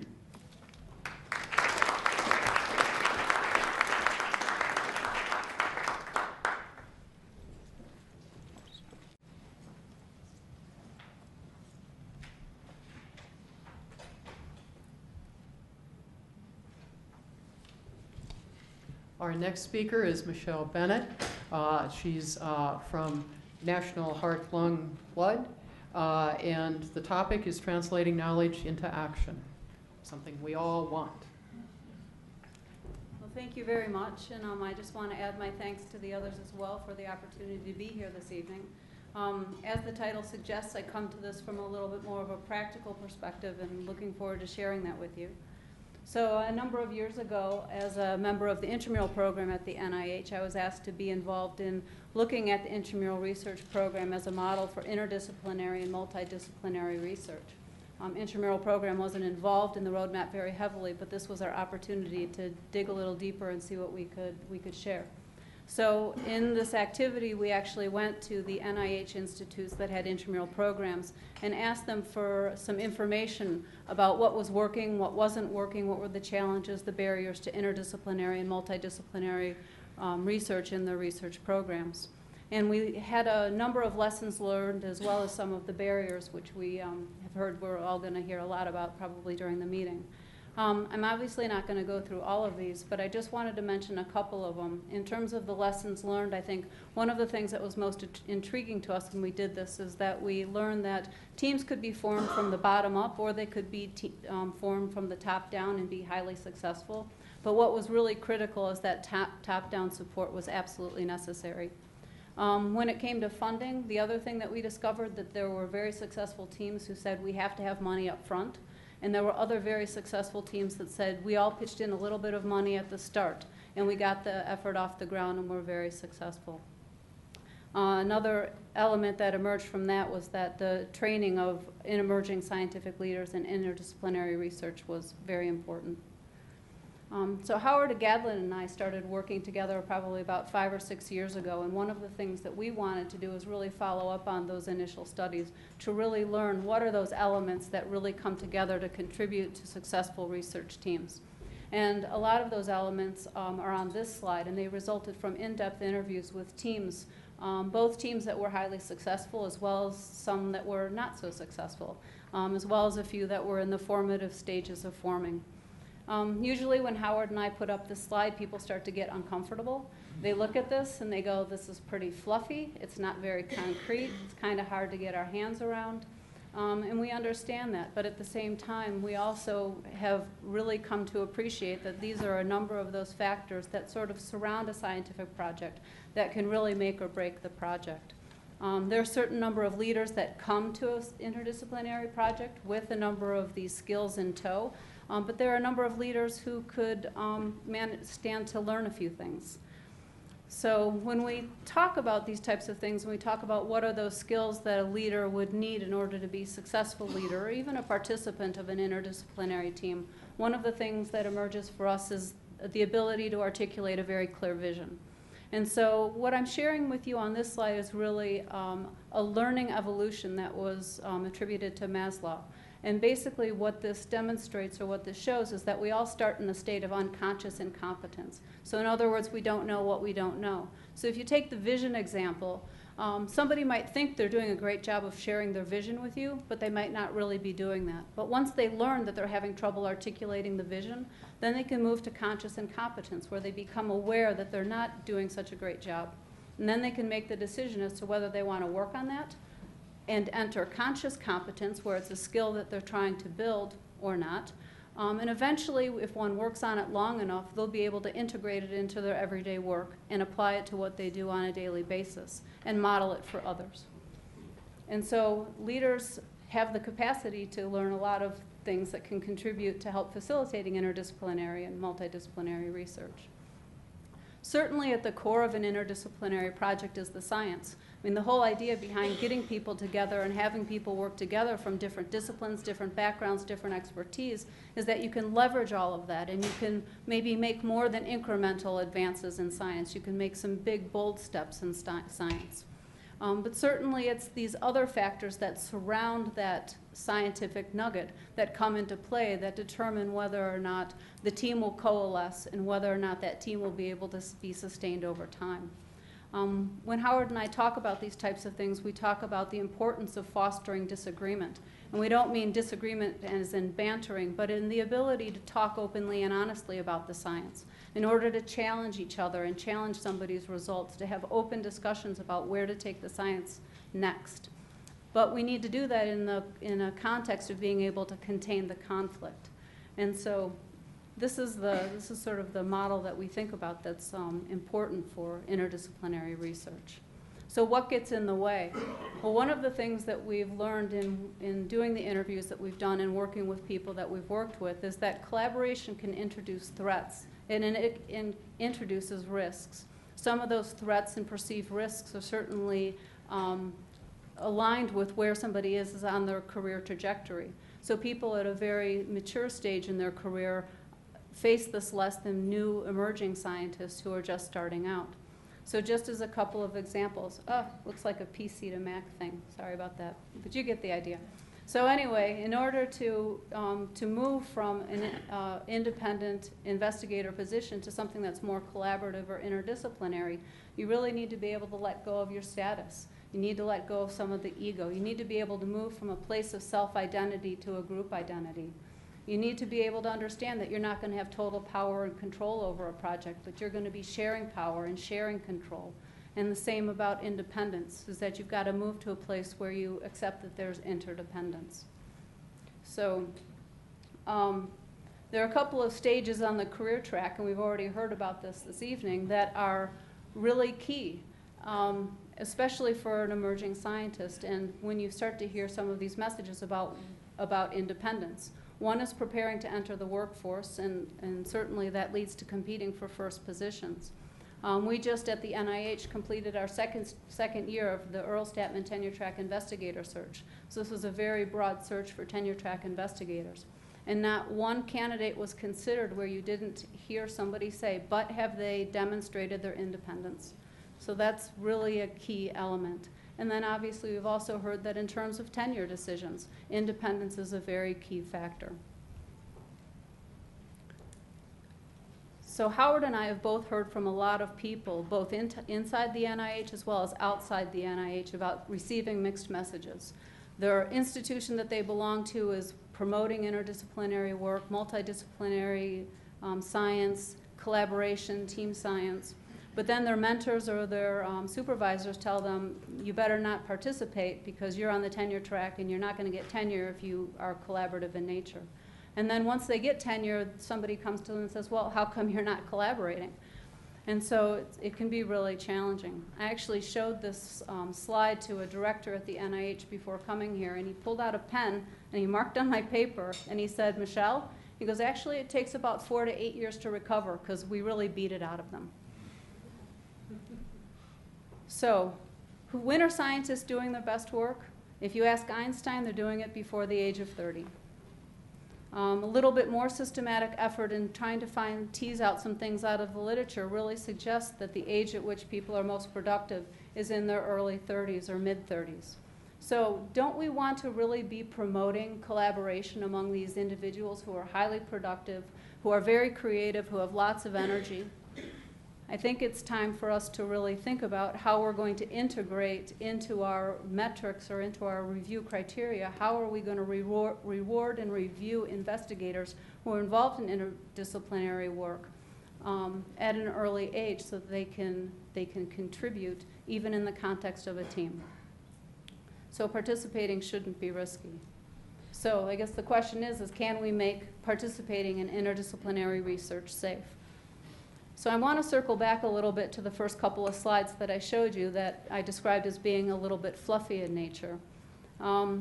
Howard and I think that there are a number of things that can be done in order to support team science and interdisciplinary research, and that is to really put some tools into people's hands at an early career, tools that they can use in their early career but also take forward, that help them to better harness those things that looked pretty fluffy and move them forward and be able to apply them to what they're doing. So we actually proposed the use of a couple of explicit agreements. One is the collaborative agreement, and I've actually brought copies of these with us, and so we'd be happy to share them with you. One is a collaborative agreement where you actually sit down with the members of the team and you talk about what are our goals, how are we going to do it, who's going to do what, how are we going to handle authorship and credit, what about communicating, what if there's conflict. One of the things that an agreement like this does is it enables the team to start building trust. It enables them to be able to articulate a shared vision. It enables them to start talking about how they're going to communicate with each other and what they're going to do if things go awry and there are disagreements. The other agreement that we have recently created is actually, and it actually stems from this Earl Statman tenure track investigator search that I described that we're doing at the NIH, where we've had a number of different institutes who are looking at joint appointments and how are they going to handle that. But one of the things that we have proposed to the scientific directors at the NIH is that why don't we just start putting these types of things into the offer letter. So include interdisciplinary research right up front. In the very beginning, talk about roles, responsibilities, and expectations, both of the individual as well as the institution. How are we going to review them? How are we going to mentor them? How are they going to mentor others? And what do we do with joint appointments? And so I think there's a place for everybody in interdisciplinary research, and we want to really see a time where the early career scientists is just as involved and there isn't the threat or the risk. Thanks.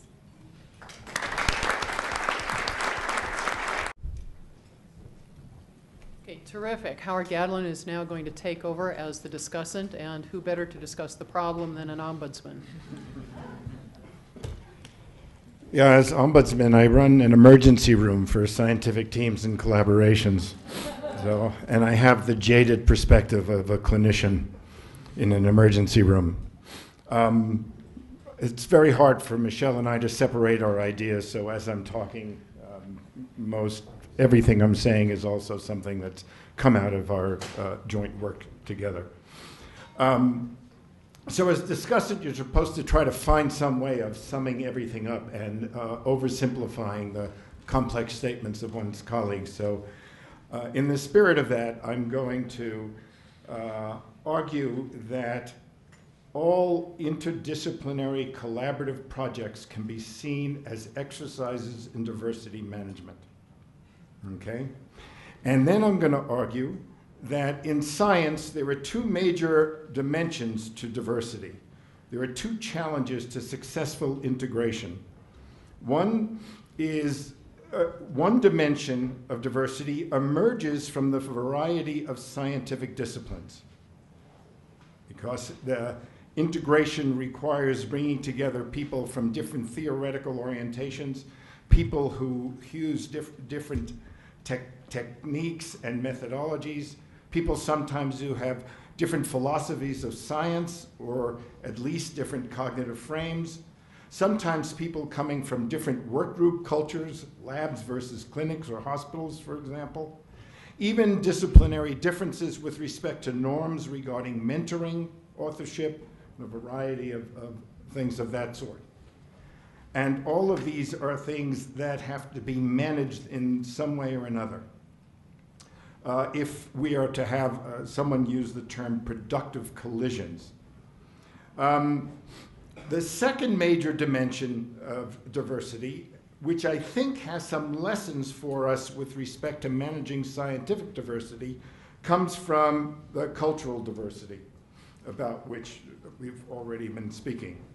And as we all know from observation and experience, science is amazingly heterogeneous in terms of race, gender, age, and ethnicity. Cultural diversity in work groups has been more thoroughly studied in work groups outside of science. It hasn't often been studied in scientific settings, but I think there are lessons for us from what's been learned about cultural diversity in other work groups. And one of the things that's known from both conceptual approaches and empirical work is when group members share common goals and values, cultural diversity can lead to better outcomes. Now, I am not saying that cultural diversity is not, I'm saying that I'm not saying cultural diversity is directly related to better outcomes. Rather, it is moderated through the group's diversity perspective. Now here, every time I talk about cultural diversity, you think about scientific diversity, okay? Because I think it holds in both instances. Okay, so in cultural diversity, group members' beliefs but when I'm talking about diversity perspective, I'm talking about the group members' beliefs and expectations about cultural diversity and its role in their work group, okay? So I think the same applies for scientific diversity. And it's interesting that they find there's one perspective on cultural diversity that is connected to effective group performance, and two perspectives that are not effective.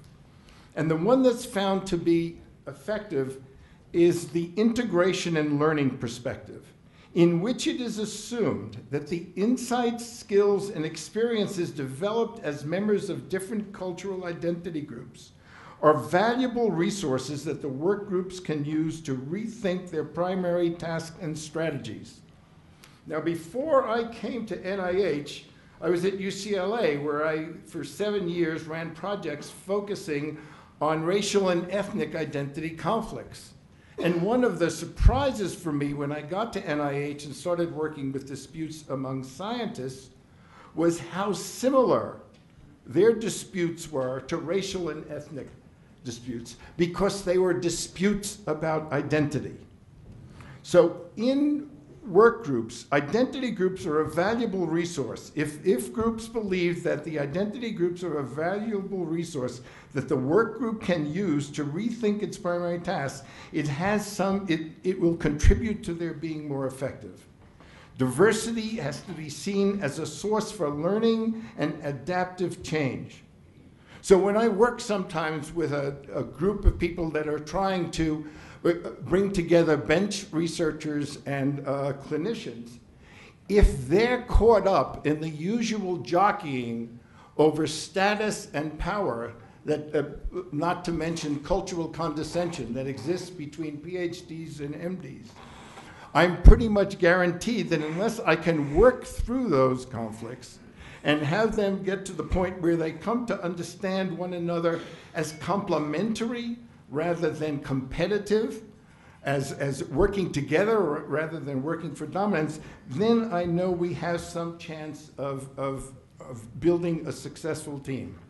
There's another kind of thing that's been noticed in studies of interdisciplinary work within physics, and that is bringing together people from different subdisciplines. And this comes out of Peter Gallison's work, where he talks about the development of an interlanguage, a kind of pidgin language that develops in which certain key terms come to acquire common meaning across all the members from the different subdisciplines.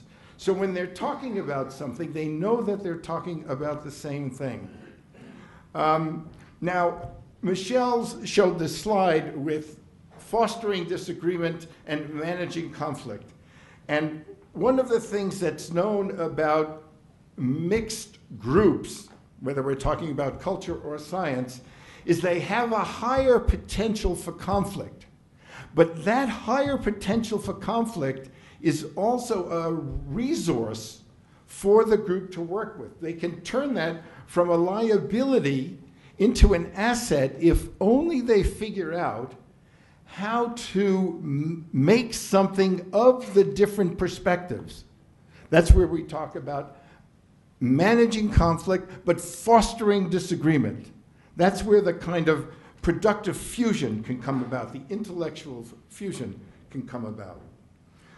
So for this, when you're thinking in terms of differences, in terms of how you see issues, who you can work with, how effective you are, how much you understand, one of the things that we come to realize is that discomfort, the discomfort that goes along with difference, if it's managed, results correctly, results in new insights and expanded visions. But for that, we need to pay attention. That's anathema to scientists. We need to pay attention to process and management. Now, I'm not saying that our bureaucratic structure can lead to creativity, but having clear expectations among collaborating scientists and clear lines of communication can at least create the conditions in which when people are engaged, they're not trying to beat each other or to top one another. They're actually trying to inspire one another. I'll stop at that point.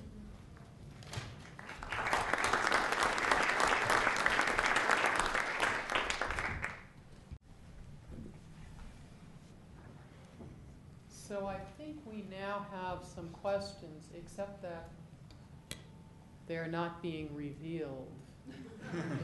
There's a marvelous screen down here that in rock and roll fashion is supposed to be cueing us as to what your questions have been, and we don't see them. So while we're waiting for that to come up, I think one of the interesting things that occurred that's rudimentary and almost a little facetious, but it keeps coming back to me.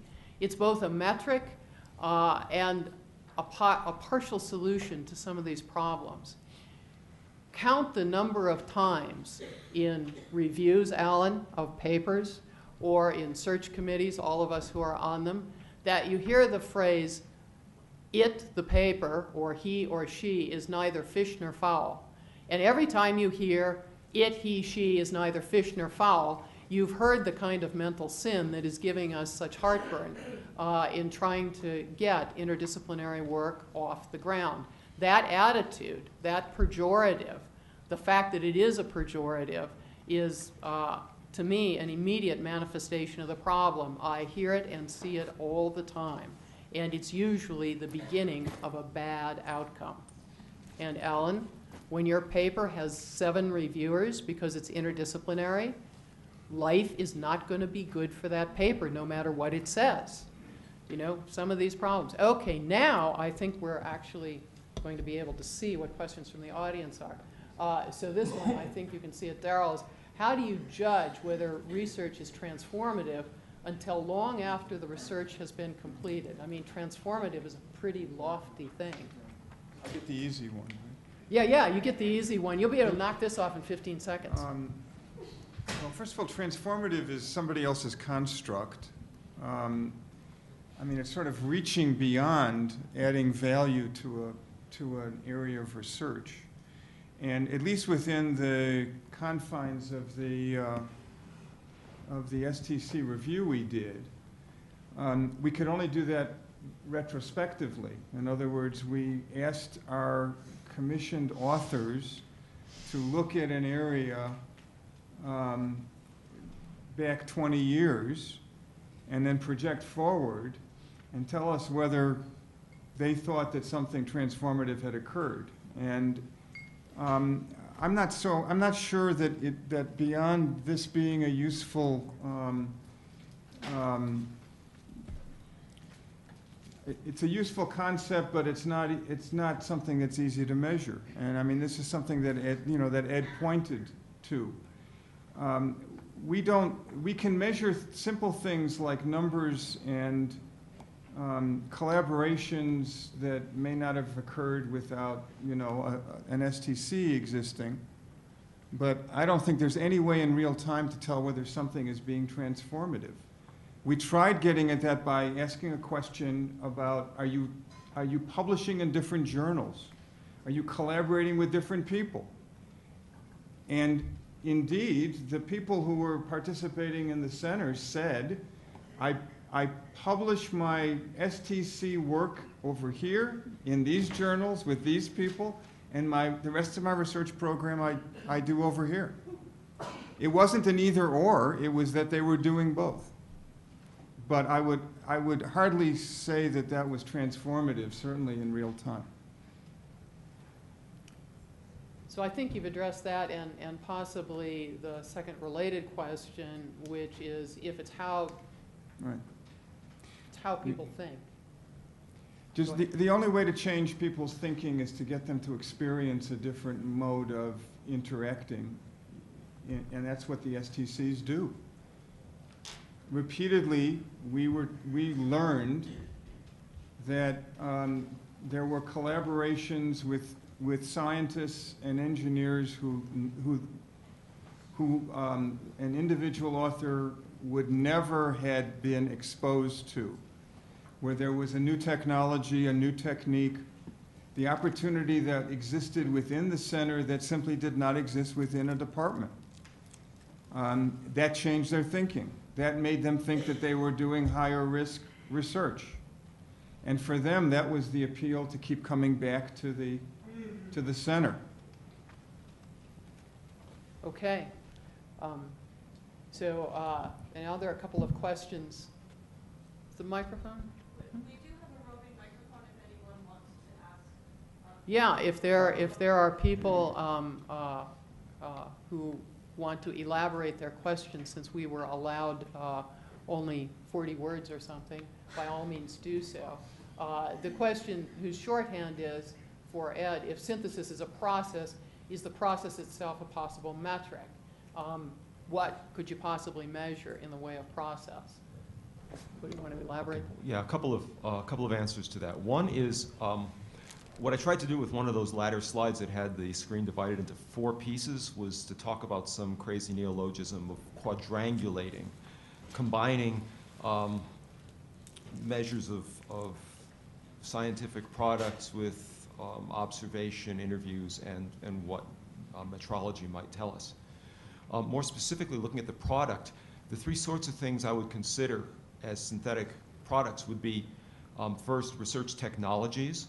For example, if you saw a model that had a range of parameters from a variety of disciplines, you could trace them back to their origins and see it as a synthetic product because you could identify where the pieces came from. Second would be understanding. So, for example, a scientific law or explanation that derives from a variety of disciplinary laws and explanations and integrates them would be a synthetic product that you could measure in the short term before it gets to Daryl and it's published and he can look at it retrospectively in his STC. You can look at it prospectively and say, well, for example, this is an allometric law relating body mass and metabolism. And why, look, we've got plants and animals that range from gnats to whales, all following the same law. I'm pretty sure we're in the presence of synthesis. And thirdly, guidance. So, for example, if you're, and this means guiding policy or decision making or some other practical outcome through this integration across science and engineering into professions and decision makers. For example, if you're designing a marine reserve in a piece of ocean and you're really going to build the thing, and you find that it took biology and it took oceanography and it took folks that conduct fishing and that manage fisheries, and it even took an economist to optimize the shape of the fishery for maximum reserve activity and allowing maximum commercial fishing around it. Again, you're in the presence of a synthetic product. So if you remember the 4 quadrants, that's one quadrant. Then you can look at process indicators to see if you're getting the kinds of things that would lead to those sorts of products. And I've taken a lot of time answering, so I won't say that, but if there's another opportunity, I'll elaborate. Okay, good. So Michelle, one of the things that came to mind when you were suggesting prospective agreements, I thought was extremely interesting, but it is in the experience of doing the work, probably all of us in the room have started out a collaboration and have thought we could see. It's always perfect. There are always a minimum of 2 papers. They're both really, really important. And you'll swap out the end authors and everybody will be happy all day long. And then the project really gets done. And it turns out that there's 1.5 papers and that the people you thought were going to really contribute actually didn't necessarily haul their weight, and somebody else came in from the third middle group somewhere else and actually did more. In other words, our ability to project not only what we discover, but what the actual contributions would be is, at least in my life, pretty crappy. So how does that mesh with the idea of sitting down and drawing it up and taking the telephone conversation, which is bad enough, and committing it to paper? So it's definitely a challenge, and that's an understatement. I think one of the things Howard has always said, that there's nobody is quite as romantic as two scientists who are starting a collaboration. Two scientists in love with the same idea. What could be better and what could go wrong? Exactly. And I think so, in a way, it goes to seeing if we can't start to integrate this into how earlier career scientists are introduced to collaboration. It's also, I think, important to think about this as something that's very dynamic. So I recognize, and I think Howard recognizes, that it's incredibly difficult at times to get people to sit down a priori and start talking about these things. However, I can tell you Howard's had tremendous success at having people do this after they've been through it once, and it hasn't been very pleasant. And so I think if people start to learn, start to model this becomes part of how, something that's integrated into how the department does business and how the organization does business, if it's modeled by people who are more senior.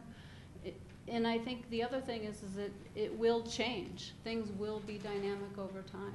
And I think if people are willing to come back to it when there is a change, that can move us in the direction of success.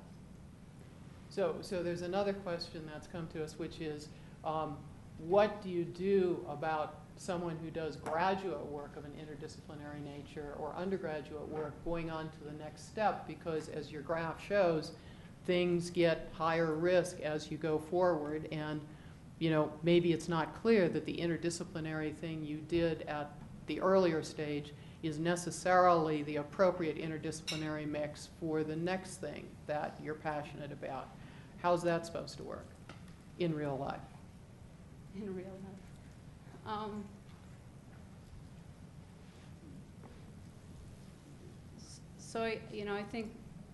I think part of what's helpful is, and I think this is part of the premise of those agreements, is to try to talk about as much as you can up front, recognizing that no matter what you talk about up front, in 6 months it may be different, in 8 months it might be different in a week. But to give everybody permission to be able to bring these back up for discussion and rediscussion, and get different people's involvement and different people's input. So one of the things that comes to mind when you say that is how differently that will fall in the experience realm of people at different career stages, and particularly for the youngest people involved, the notion that this is a bit of a floating crap game and it's going to change, and that it's important to sit down and talk it all out and arrive at a resolution, but oops, it's probably going to change, is going to be an enormous psychological challenge. And if one moves to that kind of procedure rather than the sort of experience it as you go procedure, you get a new set of pretty exciting dynamics out of it. Yeah. You got a mic? Yes, and it sounds like it's on. Steve Crowley, Boise State University. I just wanted to follow up on this because it seems to connect up with the slide about sort of moving from unconscious incompetence to unconscious competence, because it seems that you actually want to at some stage have the ability to move back from unconscious competence to, as it were, conscious competence, because it seems like unconscious competence is habit, right? And habits are like accents. You all have accents. I don't have one. And ours aren't as good as yours. Well, if I had one. Right? And there's this sort of open-ended negotiation that it seems like Michelle's suggesting, right? It's like, yeah, you and I can make a deal. We know the deal will have to be renegotiated. But it seems like that's a process of moving things from unconscious competence potentially back into the realm of the negotiated. And I just wanted to ask if that was a fair understanding of what was going on here, or whether I'm sort of missing the point. I guess what I was trying to describe in terms of moving from the unconscious incompetence to the unconscious competence is that this is a process of learning and a process of skill building. By the time you get to unconscious competence, yes, you're right that would be something that you would be doing innately, that you would be modeling for others. So if part of what you do is, say, use these agreements, it's just second nature, and it doesn't even necessarily mean you whip out a piece of paper, but you've gotten to the point where you're so comfortable about talking about these things up front and in a dynamic nature along the way, that would be something that could be modeled for others over time. Just one measure of change between disciplinary and interdisciplinary degrees is that maybe no more than one generation ago, there were not interdisciplinary programs at the undergraduate level. There were a few at the graduate level. And the thing that I think graduates with an interdisciplinary degree had to battle was that, what are they prepared to go into at the graduate level? Are they not just dilettantes, which always comes up when you talk about interdisciplinarity? Somehow you're not sufficiently grounded in the right discipline. That becomes a much bigger issue at the graduate level than at the undergraduate level.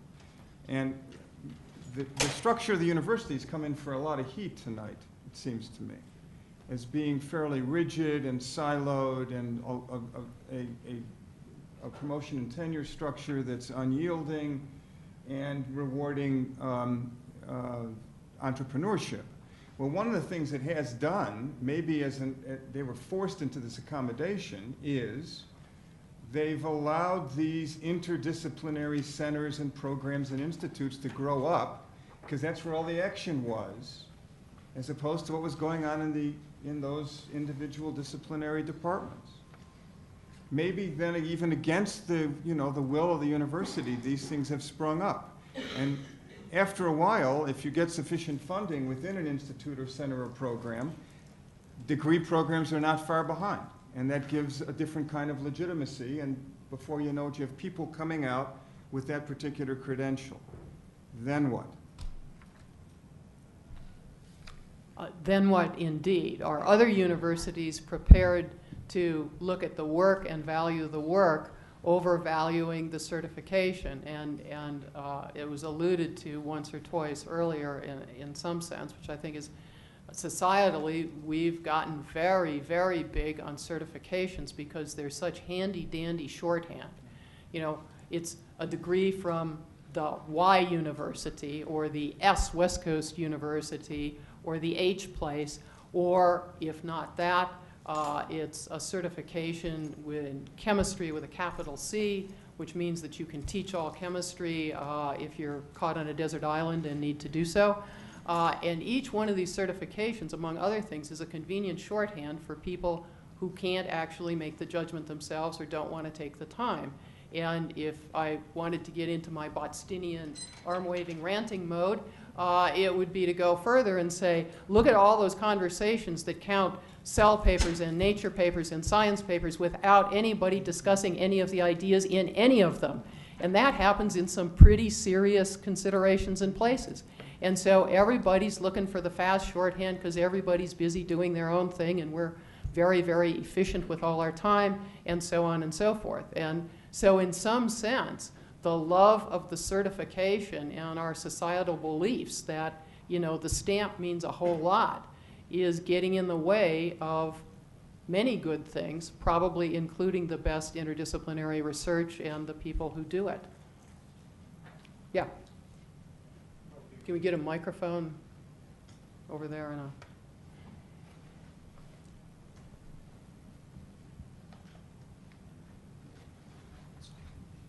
Thanks. I'm Steve Beckwith. I'm from the University of California.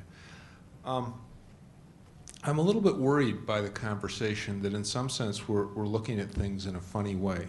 There are fields And it's notable that there are fields that have sort of solved this problem because they had to. I mean, particle physics comes to mind, where the problems got to be such, the scale to solve them was obviously beyond individual investigators. And so the culture of the field changed very naturally because they had to solve those problems. And they worked out various systems for the way that they can even deal with the tenure issues and the like. I, at one point, was interested in this because my own field, astrophysics, is going through the same transition, and we're working through it. So we kind of studied them, and we found out what they did. The advantage, of course, was that it was in a kind of a silo already, so it wasn't as if they had to step out. And I think there are many problems we see right now. It's fairly obvious, I think, in science. Maybe it's less obvious in some of the other fields, but where there are problems of scale, where we can sort of see that they're probably a little too big to be solved by the individual fields alone. You know, and if I'm guessing, but things like cancer seem to be, you know, they're very, they involve lots of different things, and it seems unlikely that any one, you know, sort of specialty is going to do it. So we'd like to incentivize that. But we have to be a little bit careful when we go along these lines that we don't get into the kind of conundrum of saying what's better, big business or small business. Well, you know, it's a variety of businesses that we need, and it's just like a variety of attention to the problem. So there are problems, and there are areas where we clearly very much need multidisciplinary approaches. And there are other areas where probably we don't. You know, there are very interesting things to do. It's not inherently better to be interdisciplinary. Right. In fact, it may be riskier, and it actually, we haven't talked about the dark side very much. It takes a lot of extra energy, even if you get rid of all of these, you know, sort of systemic problems that we're talking about, and you have it funded, and you've got the greatest people in the world on all sides, and they're all motivated, and they all communicate beautifully. Even at that, it requires, in my experience, more ATP in the front end and more time, and God help us, more conference calls and more Skypes to get something done than it does in the sort of pure, well-worked out, narrower confines of a classic corner of a classic discipline. And so there's a price to pay, and you're right, the fields that had to do it are by far the most advanced. And I think within biology, one of the areas that has perhaps most recent experience going in this direction is genomics, because it was driven, like physics and astrophysics, by the need. They just couldn't get to first base without a fair amount of what was, from a standard molecular biological perspective, interdisciplinary activity and group activity, and the activity with many important people who could not be on either of the ends of the authorship list. And so all of these things, you're right, you know, for sure, there are fields with experience. Well, no, my only worry is that we're sort of decoupling process from the specific areas where we think this is likely to have a big impact. And so it would be interesting to see where, you know, let's say the NIH. I mean, the NIH controls a tremendous amount of money, and you could, I would say, probably fairly easily, if you decided that certain areas were particularly ripe for interdisciplinary collaboration, if you incentivize that, no, it's not a verb, but it's becoming a verb. If you incentivize that by saying, we're going to dedicate this money to these problems, and you selected, you know, your teams based on the best approach to the problem, you know, they sort of sort out a lot of things for themselves. So the reason I say this is because my job, I'm in the office of the president, so I'm over all the 10 campuses. I'm not at any one campus. And we actually spend a lot of money at the University of California on multi-campus and also with our national security labs, campus lab collaborations. That's what we incentivize. And we've put out requests for proposals where the selecting criteria were based on the collaborative nature. And it was just amazing at how people stepped up very quickly to do that. Now, I'm not saying that they've solved all these problems of tenure and the like, but one of the most interesting examples for me were the humanities, because we used to give money from the president's office to a humanities institute, and basically it was $50K to each of the 10 campuses, and they kind of, you know, they dribbled that along. And so what we did is we made them compete for it. We said, you're not going to get any money at all unless you step up and show us why you need it. And they wound up winning more money than the sciences did, because they came together and they figured out how to make their disciplines look relevant to people outside of their own disciplines. So it's really kind of an interesting sociology. But I'm just wondering if the part of the approach shouldn't be to try to identify. I mean, I think, Michelle, you mentioned that both top-down and bottom-up can work. But if you put, the top-down isn't solving the problem, but identifying areas where you're going to incentivize that, you might find that a lot of these problems, just like in particle physics, will solve themselves, because people will step up. They'll see these are big problems they want to solve. They'll figure it out, rather than trying to manufacture a new system that doesn't exist. But one might, that's certainly a way to do it. One might also say that when you do those things, at least a panel or two that I've sat on for such incentive-based interdisciplinary work, often draws stuff that looks fabulous on paper and in its lifetime doesn't really pan out very well, because in fact, just let me finish. Yeah, you're right, it's true about, yes, but there's a but here. Of course that's true of everything, and you're never going to get total success, but incenting collaboration for its own sake or interdisciplinary for its own sake, because scientists are very smart and very good at going for resources. We're very adept at this. We've been trained for, however old you are, decades to do that.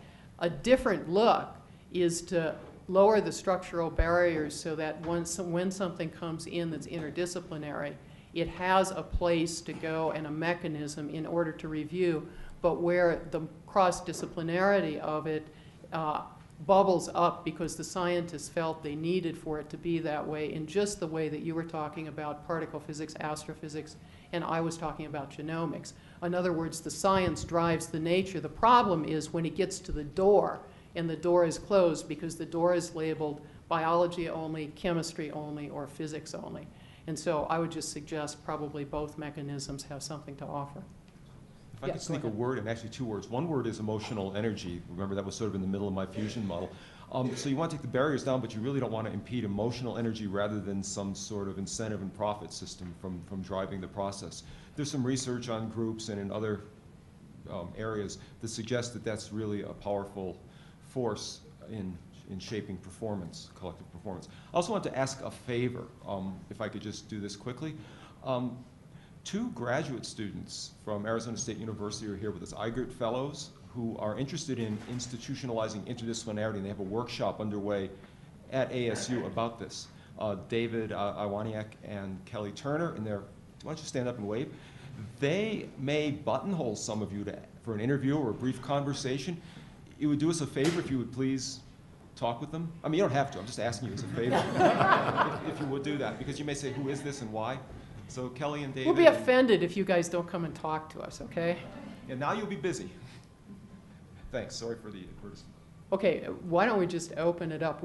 I'm told we've only got about 5 minutes left, and so take a crack at the question of choice left on our list. Anybody? Oh. So this is Mike Klimkowski from Hi, Mike. Colorado. So I'm looking at this from a more skeptical view, which is as soon as large institutions think something is a really good idea, you can almost bet that it's not a good idea. So the people who transformed the modern world were individuals. You think of Google, you think of Apple, you think of any of these. And so I'm very nervous when the NIH starts thinking that interdisciplinary groups are a great idea, because the real breakthrough idea, most people who are interested in disease are working from intuitions and ideas that really make a difference and don't need multidisciplinary groups.